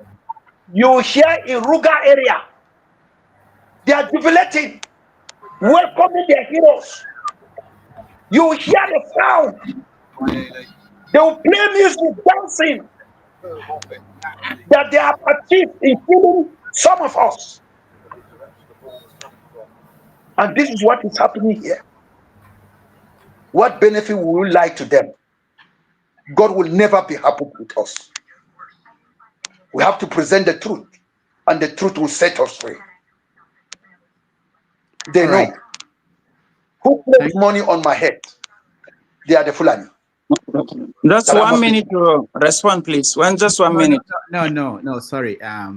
Sorry. We won't have just Okija, just the final comments. You can join us in the after show when we talk, review what happened. But For the final question or comment is Okija. Okija, go ahead. Good evening, all. Evangelist Ezekiel, welcome to the show. Thank you very much for what you have been doing. I followed you on social media, and I want to thank you because if you have not been, shining light on what is happening, nobody has been talking. Nobody has been talking, and because you have been talking, some other people, including the young guy, evangelist, one Yoruba evangelist, he's been talking as well. So people have been talking because you've been talking. Thank you very much for bringing attention to this. Before I, Thank you. Yoruba people are now talking. They are talking to the president to do something. I just love it. Yeah. So before I want to tell the Fulani boy because he asked one question. He said that Igbos, Yorubas, they commit, other crime. Yeah. But just like in Nazis, they were let me explain that one. You see, we have hooligans people in almost every tribe. Yeah. Can you compare the hooligans people in my tribe with the Fulani hooligans people? Yeah. So my tribe we have difficult people. Yeah. We have people that are bad, but happy that you see them moving to go and kill Fulani man. But their youth that they cannot control. I've been challenging the Hardos, the leaders of the district. Why is it that we can calm our people, but you cannot calm your people? Does it mean your people are too big to be calm? The Mieti Allah leader in Barkeladi local government was challenging his youth that they should stop this thing. Let us have peace. They kill him this year. I challenge the new Mieti Allah, the leader. I say, who killed the other one? This is the life that is going on. If a Fulani man is very soft, he doesn't want crisis, the same Fulani man will go and lynch him in his own world and kill him. And I've seen it. So, Fulani boy, I've been, if you are listening, I'm going to answer you. When Igbos or Yorubas, they commit crime, they take people's money, it's not a final solution. But when you people go about killing people, taking over the ancestral land, that's a final solution. You are committing the most heinous crime on earth. And it's because of people like you, Fulani boy. That's why Nigeria is, that's why this crime has been going on. We don't learn from history. Evangelists and some other people, they've been talking about, evangelists, your mother, they cut upon her heart and take her heart. They cut upon women's belly and take out the baby. That's what they did to Igbos, before the Civil War. We don't learn from history, and nobody talked. And because we never talked, history keep repeating in another form. That's what has been repeated now. Fulanis, they don't want to live with anyone. They want to conquer and rule. Nigeria will never work, and I'm saying it. Nigeria will never work. Before, I was when I was younger. When we talk about breaking up, I say, okay, because of it, I'm a Christian, because I was pro-Christian. I said, because of our brothers in the Middle Belt, we will stay in Nigeria. But now I've become pro-Igbo. Nigeria will never work. Everybody should go home. Everybody should go home. Even if Trump comes and destabilize these people, they will come back. Even if it takes 100 years, that agenda will never die. As long as they keep planting it in their children, Nigeria will never work. So, evangelists, what I'm telling you and your people, you should gather up, take up arms, protect yourself, because Nigerian government will not protect you. I say this. I know Tinubu did not contribute to this, but what I'm trying to tell Tinubu and the people who support him, if people were living in ID camp in Ibadan, if Plateau was like, what has been happening in Plateau was happening in Ibadan, what would Tinubu do since he came to power? What would he do? He would try to rectify it. But because it's Christians, minorities, people, nobody wants to protect. That's why it has been like that. In a country where there is no war, people are living in ID camp. What kind of country is that? People have lands and central land are taken over. I can't imagine it because I have land in my own place where my ancestors are buried. You tell him that somebody will take my land and that will keep quiet. Government will keep quiet. Nobody is doing anything. And when you talk about genocide, people are coming here to talk nonsense. This thing, you are confusing. As evangelists, they are confusing the issue. Okay, this bandit and terrorists that started, recently, they are different from genocide that have been committed against Christians in the Midwest long time ago. Zagon Kataf, before so many other crimes committed against them, taking over their land. Right now in Plateau State, over 35% of the land that belongs to Christians have been taken over by Muslims. There is genocide in Nigeria against Christians. It didn't start today. It started long ago, before the Civil War. They have been killing Christians a long time ago. So, evangelists, let your people be prepared. Not the Nigerian government will not defend you. You are the only one that will defend your own people. You people will defend yourself. Find out how to get out and defend yourself. Thank you, sir. Don't worry. We have a unity of Southeast, South. Middle Belt will never belong to the North. And let me tell you, our youth, our old men are ready for war. We will never belong to the North. Let them have their North. We have our brothers, the Igbos. We are alliance. Other Christians in other places, they are beginning to join the map. As I'm telling you, nobody, no Christian would like to identify himself with the North. Because the North has been polluted. There is no brotherhood again with their brother. Sadona didn't differentiate who is a Christian and Muslim. As far as you are in the North, he will give you appointment, whether Christian or Muslim. But these fanatical sheikhs, malams that emerge, they are dangerous. They have killed Islam. They have killed Islam. Many Muslims hate Islam because of the fanaticity that is inside. Right now that I'm talking to you in Nigeria. Hadibi, you are here, you watch our social media in Nigeria. You see how clerics are attacking the evildoers that are Muslim, that they have brought crisis. Between Hausa and Fulani, it is the Fulani people that are saying, if there's anything they can do, they can join us to the Middle Belt. They don't want to identify themselves with the Fulani because the Fulani has massacred the Hausa people. In Katsina, in Zamfara, come and see dead bodies. Even in the mosques. That is why if you meet an Hausa man and you want to identify him with a Fulani man, if care is not taken, he will slap you. They invented it. They invited them. Now they cannot sleep in their domain. And they are telling them, why are you killing us Muslims? Look at Christian in Plateau. Go and do the jihad there. This is what we are passing through, my brother. And we'll continue to love the Fulani people because we have many Fulani that are Christians. They are Christians. They are even having their church. That's why the Muslims that are Fulani are wrecking. The fanatical Hausa people are wrecking. There are good Fulani men. There are good Muslims. But there are bad ones. The good ones, they are not happy with what is happening. In fact, some are even saying they will relocate to come to Middle Belt and be part of the South. Because they don't want to stay in the North. Fanatism is too much.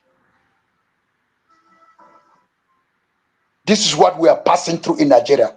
This is undiluted. Just come and prove me wrong. You will see things with your eyes.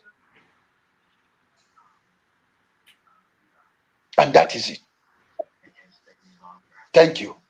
Thank you so much, Evangelist, for this wonderful evening, and we appreciate you. Again, I will share the number for those who want to support the work you are doing to help the victims of this situation there. And thank you so much, and hopefully we will get you back in no distant time to continue the conversation. Again, everybody, thank you so much, and we will be back after a break to have a small talk and review of what happened. Again, thank you, Evangelist. Okay. Good night. Good night. I'll be saying good night.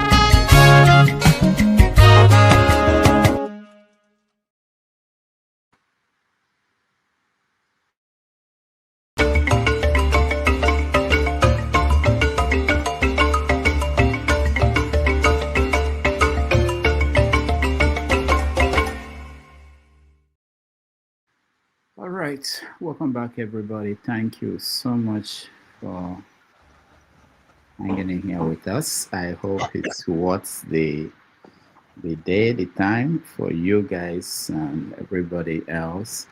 I see new faces here. Yeah. People I've not seen in a long time. Thank you all. I heard he was part of the Tunubu's team. So congratulations, Yeah, Dr. Dominic. people I've not seen in a long time. Dr. Dominic, welcome. Thank you so He much. took appointment with Tunubu's Hi, Rudolph. It's administration. good to see you. It's been a while. All right. Rudolph. Yeah, who is speaking? I don't know who's speaking. That's Maz okay. Oh, Maz is okay. Oh, I forgot that you are still with us. Maz is Yes, okay. I am. I'm gonna have to shoot out, but before I do, I appreciate Pastor Ezekiel. The reason why I said that is that he's been in the forefront, so he's not. It's sad sometimes when I read what people write. There is an adage, there is an Igbo adage that says that when a casket contains another person's coffin, then probably the onlooker does not necessarily feel the impact and the damage is done. Now, in the last couple of days, I have engaged people on ground. I mean, on Friday, I had a global town hall with many of them, people from the Middle Belt. One key takeaway that I have been trying to process since the last 2 days is that over 300 communities have been occupied. Now, when people hear 300 communities, it sounds as if, if we don't put context to it, it might not make a lot of sense. Let me put context to it.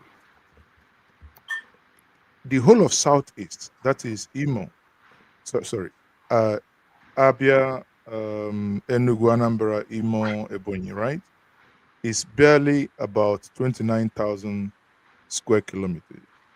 Plateau State alone is about 30,913 square kilometers. Now, only in Plateau, 136 communities taken. 136. Anambra State, that is about, less than 5,000 square kilometers. That is less, if you divide it, let's say 1/5 of Plateau has about 179 communities or towns, as you may call them. I want us to put context. Let's say Anambra State, that is about 1/5, has this number of towns or communities. But a place like this then loses 136 communities. These are documented. When I had that, the meeting, and this guy, Dr. Kabung, who wrote, he has written a lot about it. And when he sent me the PDF document, I mean, they have empirically, painstakingly written and documented about all these things. And understanding that changes this for everyone that who cares to listen. And also, it is a governmental propagandish narrative when we hear, oh, they are killing us also. I don't know what that means to achieve. Every life matters. If they are killing Christians and the Christians are shouting, it does not diminish the killing of Christians if they are also killing others. What the Christians are saying, those who are shouting, is very simple. Stop the killing. Do not kill Muslims. Do not kill atheists. Do not kill Mumuyans. Do not kill traditional worshippers. And do not kill anyone. I mean, is that so much to ask? Even some people would argue, oh, then Trump comes, he will take your minerals. The minerals that you are taking now, where is it? Where is the, where is the solid minerals that you're taking to yourself, and people are dying. Honestly, no one cares how you stop. Yes, Bola Ahmed Tinubu, in my view, I still believe, Amit, naively so, is not a fundamentalist, but he is, his inability to stop the killing makes him an accomplice. He is the CNC. The power stops on his table. I was speaking to a professor of political science earlier today, and he agreed, and incidentally, a Yoruba person as well, he agreed that he cannot function on this planet Earth. Why he cannot utilize this threat by President Donald Trump to move in and do the needful? Do we have the resources? Do we have what it takes to move in and deal with whoever? I do not care. The nomenclature is irrelevant. Who is doing the killing, and stop this mess? It is pure madness. But again, if you stay on the plank that people are losing their lives, people are being killed, lands are being taken, communities are being relocated, communities are being wiped out. There was this imam,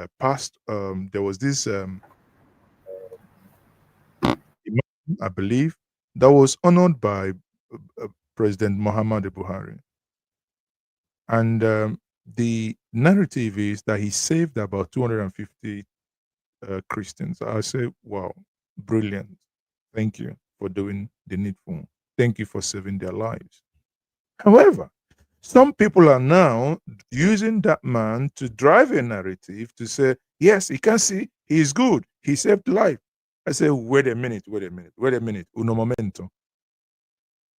Who were those hunting the Christians that he saved? Are we not talking about those individuals? Who are those hunting the Christians that he saved?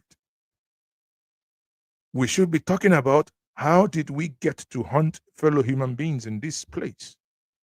That is the core message. Yes, it is good that he saved life, risking his own life, but it must concern us more. Those who had the weapons, who had whatever it took to relocate communities. That brings me to the international geopolitics of it. China was quick to make comments when Trump said what he said. Why? Because China is also a beneficiary of this conflict. There are areas, let me tell you, in the last 2 weeks, the level of engagement I've done of, backstage and understanding the conflict better, it makes me think that we are, honestly, Rudolph, I means no words, we are in a banana republic. You understand the level of mineral resources that is being taken in some of these places. There are some areas where they came in, invade, take out the human habitations from there, and the next thing you know, that certain machinery is moving, and people start. So the question is, if you make the dots, make the nexus, why does that happen in certain areas?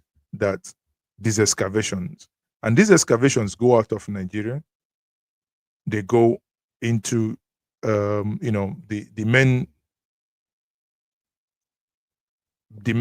profiteer in this case is China. So China has every interest to ensure that order doesn't arrive. But at some point, 2 days ago, and I conclude with this, I asked Mark Arnold in my show, in my program, when he came. He said, he arrived late. He joined. He had a meeting with one of the American, I think Senator. Oh, blimey, I've forgotten the name, but the senator that got the first CPC. Is it Ted Cruz? Ted Cruz? No. Ted Cruz is the second one, but the first senator, I can just grab out his name. Anyway, he had a meeting with him, and what we can all do. What they are saying is that if we do have evidence, this is not just, just go on the internet, yank any material. They're working on getting some of these people who are behind it, a global assets freeze, probably a visa ban and whatnot. Whatever that can stop this, and any of us can help. Let us collectively do something. Because, like I had always argued in Samba, that is Southern and Middle Belt Forum that we founded many years ago, I'd always say that if we in the Southeast, South, and the Southwest, if we think this does not concern us, if Middle Belt, that appears to be the river bank that wages this flood, if it breaks, then the water would have to flood over to you. And if it floods over to you, that's it. That's game over. So we must endeavor to do everything we can within law to see how we can help to ensure that this mess and madness stops. Rudolph, thank you on this. I yield. All right, thank you, Maz. Dr. Damages, please, I want to 1 second for Njenje, for Maz. Yes. Maz, please. There is something I want to ask you, but it's not for public consumption. Can you give Dr. Damages your email so that I can? No, my number is not hidden. I can give you my number. You call me. You have your email? You prefer email, right? Yeah. Okay, my email it's njenjemedia@gmail.com. Very simple. Gmail. At gmail.com, yeah. Okay. Or Thank you. that's the easiest one. And Dr. Damages, Okay, I want to appreciate Njenje Media for quick conversion. 2 weeks ago, he was saying that there was no genocide in Nigeria. So I mean, he's talking differently. No. Now, what we must know, you see, nomenclature matters, and I hate when life is being lost. We go into academic exercise. If the term genocide, again, it remains to be proven, the term genocide. But what we know, everybody knows, is that there is uncontrolled killing in Nigeria. We cannot deny that. If you go back and read what Donald Trump wrote, he didn't use the term genocide. Now, no, we're not talking about hold on. When somebody is crying, if I'm interviewing somebody from the Middle Belt says what is happening here is genocide, I will be an idiot to say that's not your reality, right? But in the legal term, there is, there are processes to say this thing is this, right? Like in Rwanda, international community said it's this. But if you ask me, you kill 2, 3, 4 people in my community, I don't care. I can call it whatever I want to call it. All I am using that word to say, stop the killing. Whether it's 2, 3, 4, that has never been denied, so that we get the things right. The killing of Nigeria in mass quantity is abhorrent and must stop. I mean, demanding that is, I don't necessarily want to get into the nomenclature of what we call it or not. The issue is that it's sickening that every day you think it's abating. It keeps happening, right? These are human beings. It could be any of us. It could be any of our kids. It could be any of our parents. So it has to stop. Okay. All right. Before you go, Njenje, just in case, I want to hear from Dominic, but if anybody has a question or comment for Njenje, I don't know if you have to run, but yeah, Ugwa, go ahead. But if it's Njenje, he has to go. Yeah, thank you, Njenje. I usually follow your platform. I tend to enjoy it most times. I know you don't want to get down into the nomenclature, but just for clarity, I know Tony was here about a week ago, and he gave a clear definition of what a genocide is. And we all know what that definition is. Whether you kill or you forcefully replace targeted at a particular group of people that identify based on religion, ethnicity, or any form is genocide. So the peculiarity of the Middle Belt, because I come from Middle Belt myself, yeah, even though my village is like 15 minutes walk from Enugu State, but I come from the Middle Belt. I know on good authority that when you come to the Middle Belt, especially around places like Kaduna South, Plateau, Taraba, around that axis, Nasarawa, when you move from 5-6 kilometers, the ethnicity of people change. That's how peculiar they are. So in Plateau State alone, you'll find multiple ethnicities. If you go to Adamawa, you find multiple.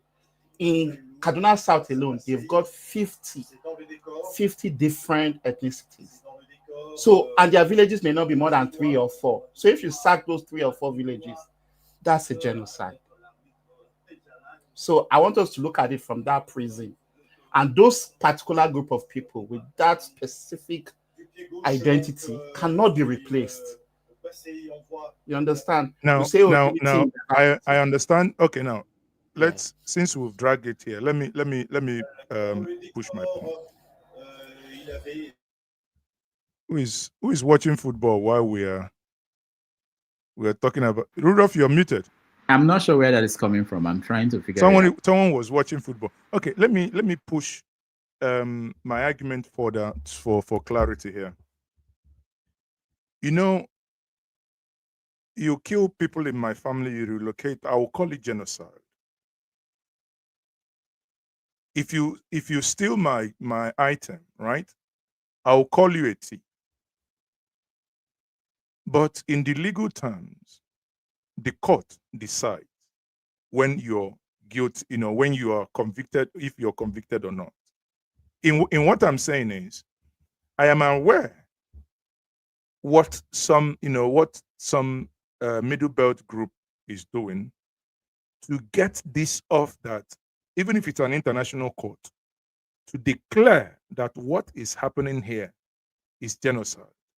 The moment that happens, this conversation and nomenclature changes.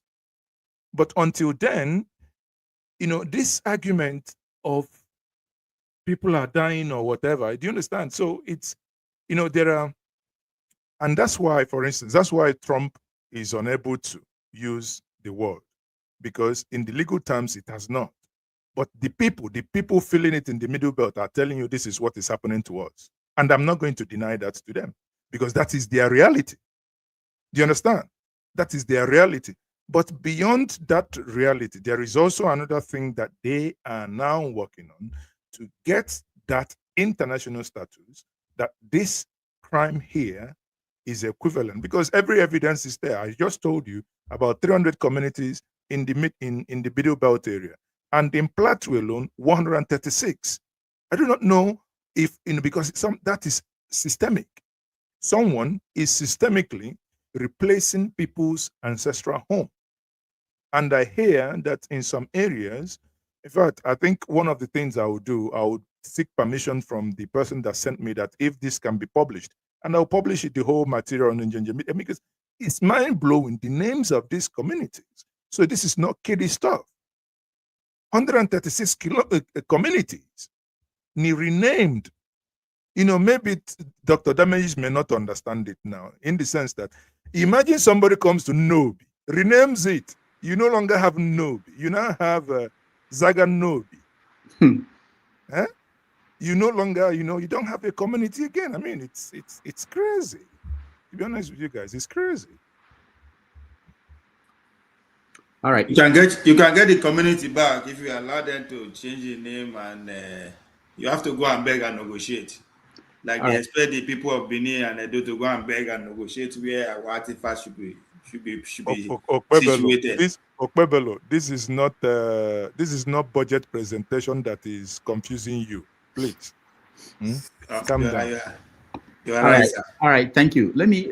I know that KJ has a full show. KJ, you still having that? KJ, can you hear me? Yes, sir.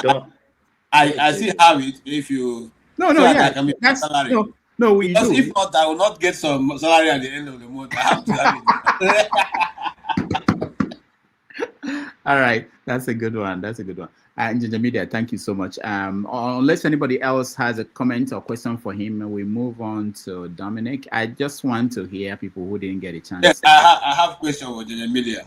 Oh, okay. All right. Yes, right. Ginger Media, thank you so much. Please, when next you come around, let me have this shirt and cap. That's all I want to ask for. Because you can't just be enjoying this alone, Because without pleasure. If it's going to, I can make one. I can make 1 dozen of it if it's going to stop the madness. Okay. Thank you so much. Never convert to Nobi. You don't beg. All right. Thank you, KJ. Ginger Media, thank you so much. So let's say, Dominic, where have you been? And start from there. You know now, work. Most times after coming back from work, I just want to rest. But today's particular topic is especially gut-wrenching. So I didn't want to miss it. I just wanted to offer some encouragement to the evangelist who was here earlier, but I didn't get the chance to. You know, I see a lot of things happening in the media. There's this back and forth about definition of what is happening. Everyone, even before all this banditry and everything started, there's always been killings in Nigeria, ethnically motivated, religiously motivated. You know, the Southern Kaduna killings are something that people are very well aware of, whether there's an ethnic undertone or religious undertone. I don't want to go into all of that, but the important thing here is, what is the government doing about it? There is no motivation, at least expressive from what we've seen. There's no motivation to do anything substantial to stop all these killings. We've been here about South Africa for a long time. Now there's banditry. If it's not for people, you know, fighting in the unconventional media to push the narrative down of what is happening, how many times have you seen mainstream media in Nigeria talking about those things, or the governors even talking about it? Right? So it's quite disappointing. But one thing I wanted to reflect on is, you know, this whole thing about whether there's Christian genocide or not. Two things can be right at the same time. They don't have to be mutually exclusive. You can have killings that are indiscriminate, that affect, you know, Muslims, Christians, but you can also have a subset of killings that are especially motivated because those individuals have been expressly identified as Christians. Whether the killings are happening because someone decides, you know what, this is a church, so if there are people in there, I assume they're Christians, I'm going to burn down the church, right? Or this community is known to be almost 100% Christians. So if I'm going to this community, I'm killing them because they are non-Muslims, right? So you can have a Christian genocide and also have indiscriminate killings. One does not cancel the other out. And I actually had the same thought of some of what Ginger Media said. I personally am not a big fan of, you know, I'm in the US, of the craziness that's happening, the political craziness that's happening. And if you know some of Trump's history, usually when he gets involved in things, he doesn't get involved because there's a compassionate or empathetic aspect to it. There's usually some undertone of, what can I gain from it? And so that's why some people are a little bit, you know, concerned about Trump making threats. I don't think anyone is going to do anything, or he's going to send anyone in Nigeria. But I think the one thing that we should all at least welcome is the diplomatic pressure that it adds onto the Nigerian government. Because, you know, a lot of times the Nigerian government doesn't have any motivation or express will to do anything to better our lives. But if there's one thing that they respond to, is criticism. Right? You every once in a while you have all these humanitarian organizations publish stuff about the government, and next thing you know, I'm not in Nigeria, so I can say anything I want. This guy bio you know what I'm saying, because I mean, if you're in Nigeria, you should really be careful what you say at times like this. I'm not saying you should not stand up, but I think for us in the diaspora, at least there's some level of unfortunately shelter for us, so we can be a little bit more confident in saying things. You know, Bayo will come and spin narrative and start talking crap on X and Twitter. So I'm not a big fan of Trump trying to, you know, saying that he's going to invade, but I welcome the added pressure. Sometimes you need to add pressure to Nigeria. You need diplomatic embarrassment. Look at, I'm just reading in the news, COP 2025, which is the climate conference. Nigeria has the third largest delegation, 700 and something delegates. I think Brazil has the highest one Brazil has the highest one, followed by China. These are very large countries. And then Nigeria has the third largest delegation of 700 plus people. What are 700 plus people going to do in a climate conference? There's fire on the mountain, and you're wasting money, 700 people to a climate delegate. Seriously? So, quite honestly, I think anything at this point that is not harmful, but that would pressure the governments and push us towards a government that listens, that puts their words into action. I'm all for it. So I think people get into this mind space of a slippery slope. Oh, if Trump says he's going to do something, he's going to invade Nigeria, and then the next thing they're going to take our minerals. That is not how life works, right? Nigeria is a sovereign country. There's some level of diplomatic or mechanisms that you can't just jump from invading a country to next thing you're taking over the minerals. Case in point, was it not a couple of years ago that America sent SEAL team to come and rescue someone? I think it was, I don't know if it was Northern Nigeria or thereabouts. After that, they just did a surgical operation and left. There's another case in point, Osama bin Laden. Did the US talk to Afghanistan or Pakistan? No, they just sent the SEAL team. They went there at night, flew in there, killed Osama, and came out. So if the US wants to do a covert operation, they can do that, right? This is all just diplomatic punching that is going back and forth. Especially if you consider the fact that Tinubu and the Nigerian government refused to accept, some of these immigrants that are held in detention. So my whole point is, I don't think we should be wasting our time with terminologies. The fact that there is a killing happening, there's a subset that is targeting Christians, and that is especially egregious. There is a subset that's also targeting people because of their ethnicity. That is very clear. It doesn't take away from the fact that there's also indiscriminate killings which are affecting Muslims. Anything at this point, whether it's international pressure or Donald Trump, that is going to help push the Nigerian government to listen and actually put their words into action, take security seriously, I'm all for it. So I think we should stop wasting time with the little banters and focus on the main thing, which is people are dying. We need maximum security. We need serious help. Wow, thank you, Dr. Dominic, for that. Talking about questions and serious things. Somebody wants to know why did Trump call Nigeria a disgrace? I think what happened today that we lost to Congo at the World Cup, maybe that Trump knew that was going to happen and he called Nigeria a disgrace. I just got the news that we lost. It was a penalty, and most of you who follow soccer. Doesn't count. That's more like luck. Huh? Does that mean no qualification? Yeah, we didn't qualify. Yeah, that's it. That's it. That's the end of it. Yep. Congratulations. I didn't even hear the news. Wow. Yeah, it's just now. We save our money. Our money. They will go to Brazil next time. They will take more people. All right, thank you, Dominic. And at this point, yeah, I know you're an expert, but let me just say that KJ will host the after show. Unless there's any question about everything, I want to thank KJ because he was the one that put it all together. Without him, this show would not have happened today. It wasn't me. But thank you so much. And anybody can assist in terms of if you have a connection to important people that we think we should have as a guest.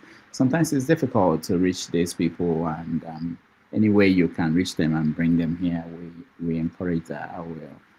I'll follow up if you give me the connection to certain people, especially people in the news. Rudolph, can I get your email? Like my email is Who is speaking? It's me, Emmanuel. No, it's me. It's Dr. Dominic.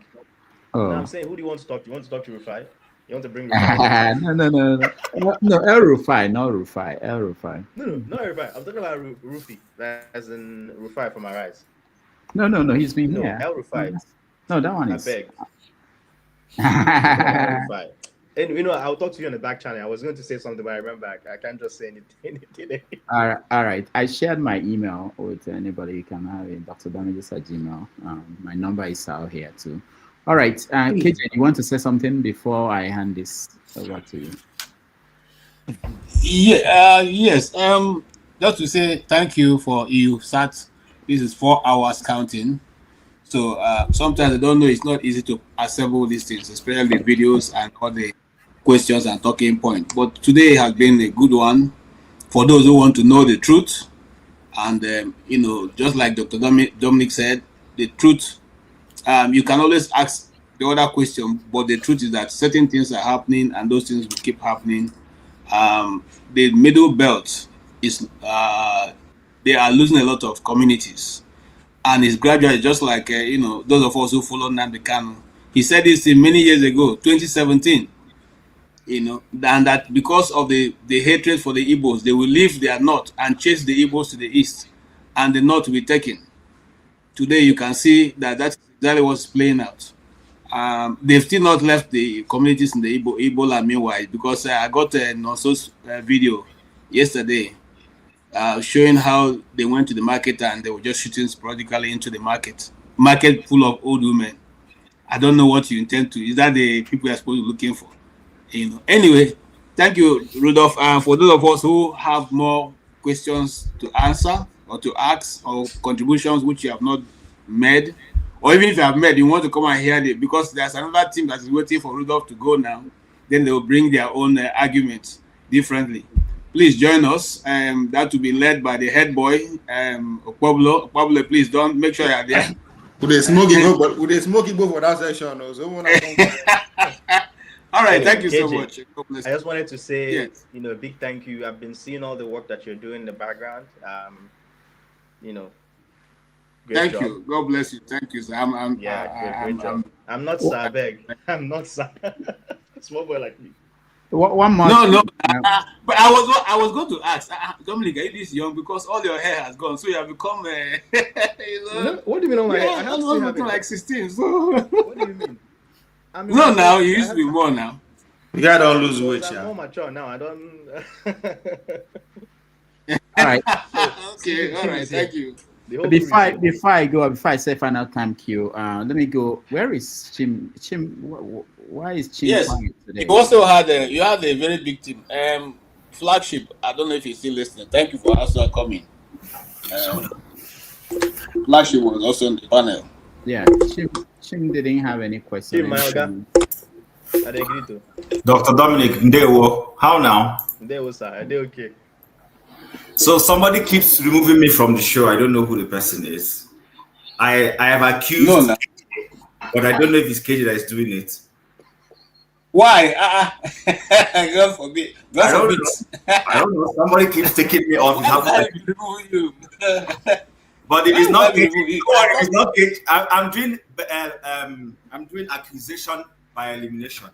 So since it's not you, I know who the next person is. It's not me, by the way. Just say. No, Dominic, I know it's not you. And when the person why wouldn't it be Dominic? Dominic is a moderator. Dominic is not a mischievous person. I bow to you, sir. All right. Let me just thank those that supported us, and also to mention why we gave out the account number of the evangelist is that people can give money directly to him if they wanted to.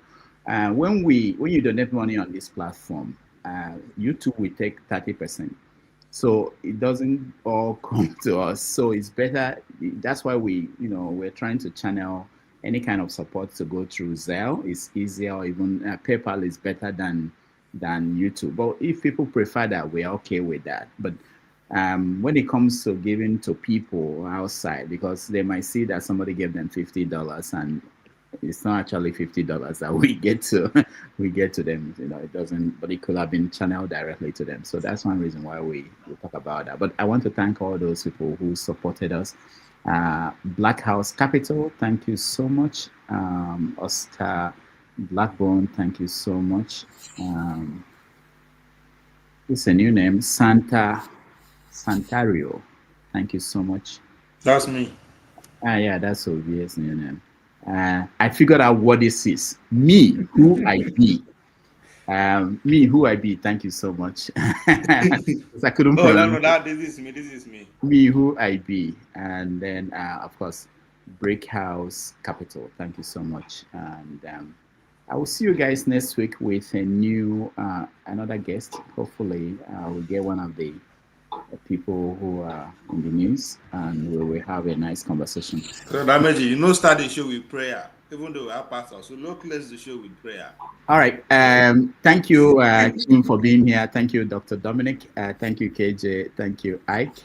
Thank you, Ugwa. Thank you, Okija. Thank you, Tony. Thank you, Obie, and all the people who watched at home, those who came into the studio. I appreciate all of you. I will see you. Rudolph, one thing. Okay. One day we should really cover what's happening in Sudan. I know it's been like 20, 30 years, but in the last few years, my goodness, and last 12 months, it's like really. Dominic, that day you have to come, because I've tried to do that. Nobody. I will come and we'll talk about it. People have to follow it to be able to join the conversation. Yeah. Otherwise, it will be a monologue. Okay. Most people don't follow it. I'm trying to look for people from Sudan to actually join us, so that it will be richer than us. I know some Sudanese people. The question is, would they agree to show face? Yeah, if they want to come. Yeah, there's one I know that I've been trying to reach, but it hasn't worked. But yeah, that would be better. If you have ex-Sudanese girlfriend, does that count? We don't care how we are relationship. We want don't use it. Take this guy seriously. All right, thank you, everybody. Let's go and see KJ. KJ, I'll be listening in. If somebody says something dangerous, I'll comment. All right, thank you, everybody. I appreciate all of you.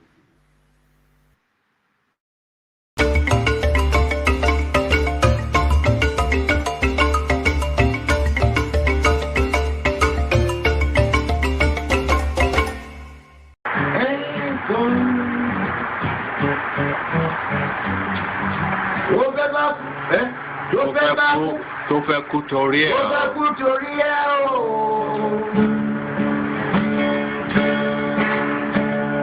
Ọwọ́ ẹni ló ti ṣàánú kọ́.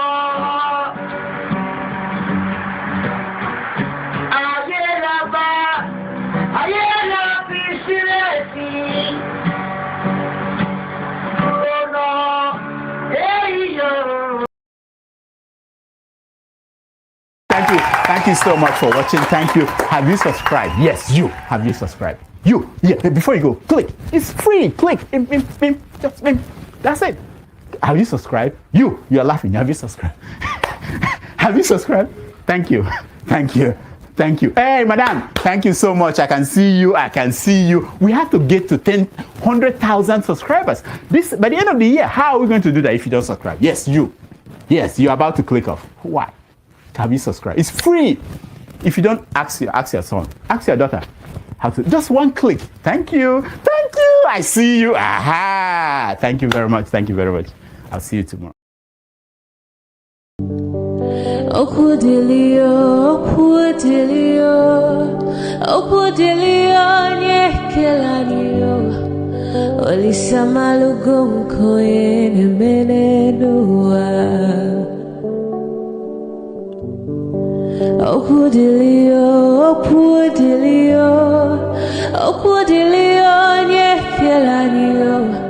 Chukuna malugo yo biadi ocha.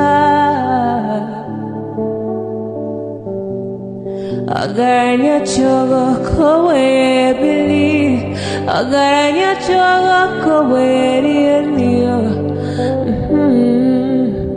Owe chuku bezie chuku. Nuche chukwa busigi fegemeo. Nuche chukwa busia ifegemeo. Nifo solo ne asi alibazie. Obwe bebe agaraya muliba. Obwe wuru agaraya mebi vesolia. Mano garaya wa. Obwe afyozi enipakwa. Agaranya chogo kowe bili. Agaranya chogo kowe rienyo. Obwe chikubezio lisa. Kodili ma kodili bemo. Kodili wakema kodili wanima. Naino kwane we beluge beluo. Kodili ma kodili bemo. Kodili kemo kodili heyo. Ibedwe me wanem nikadiezi bohimo.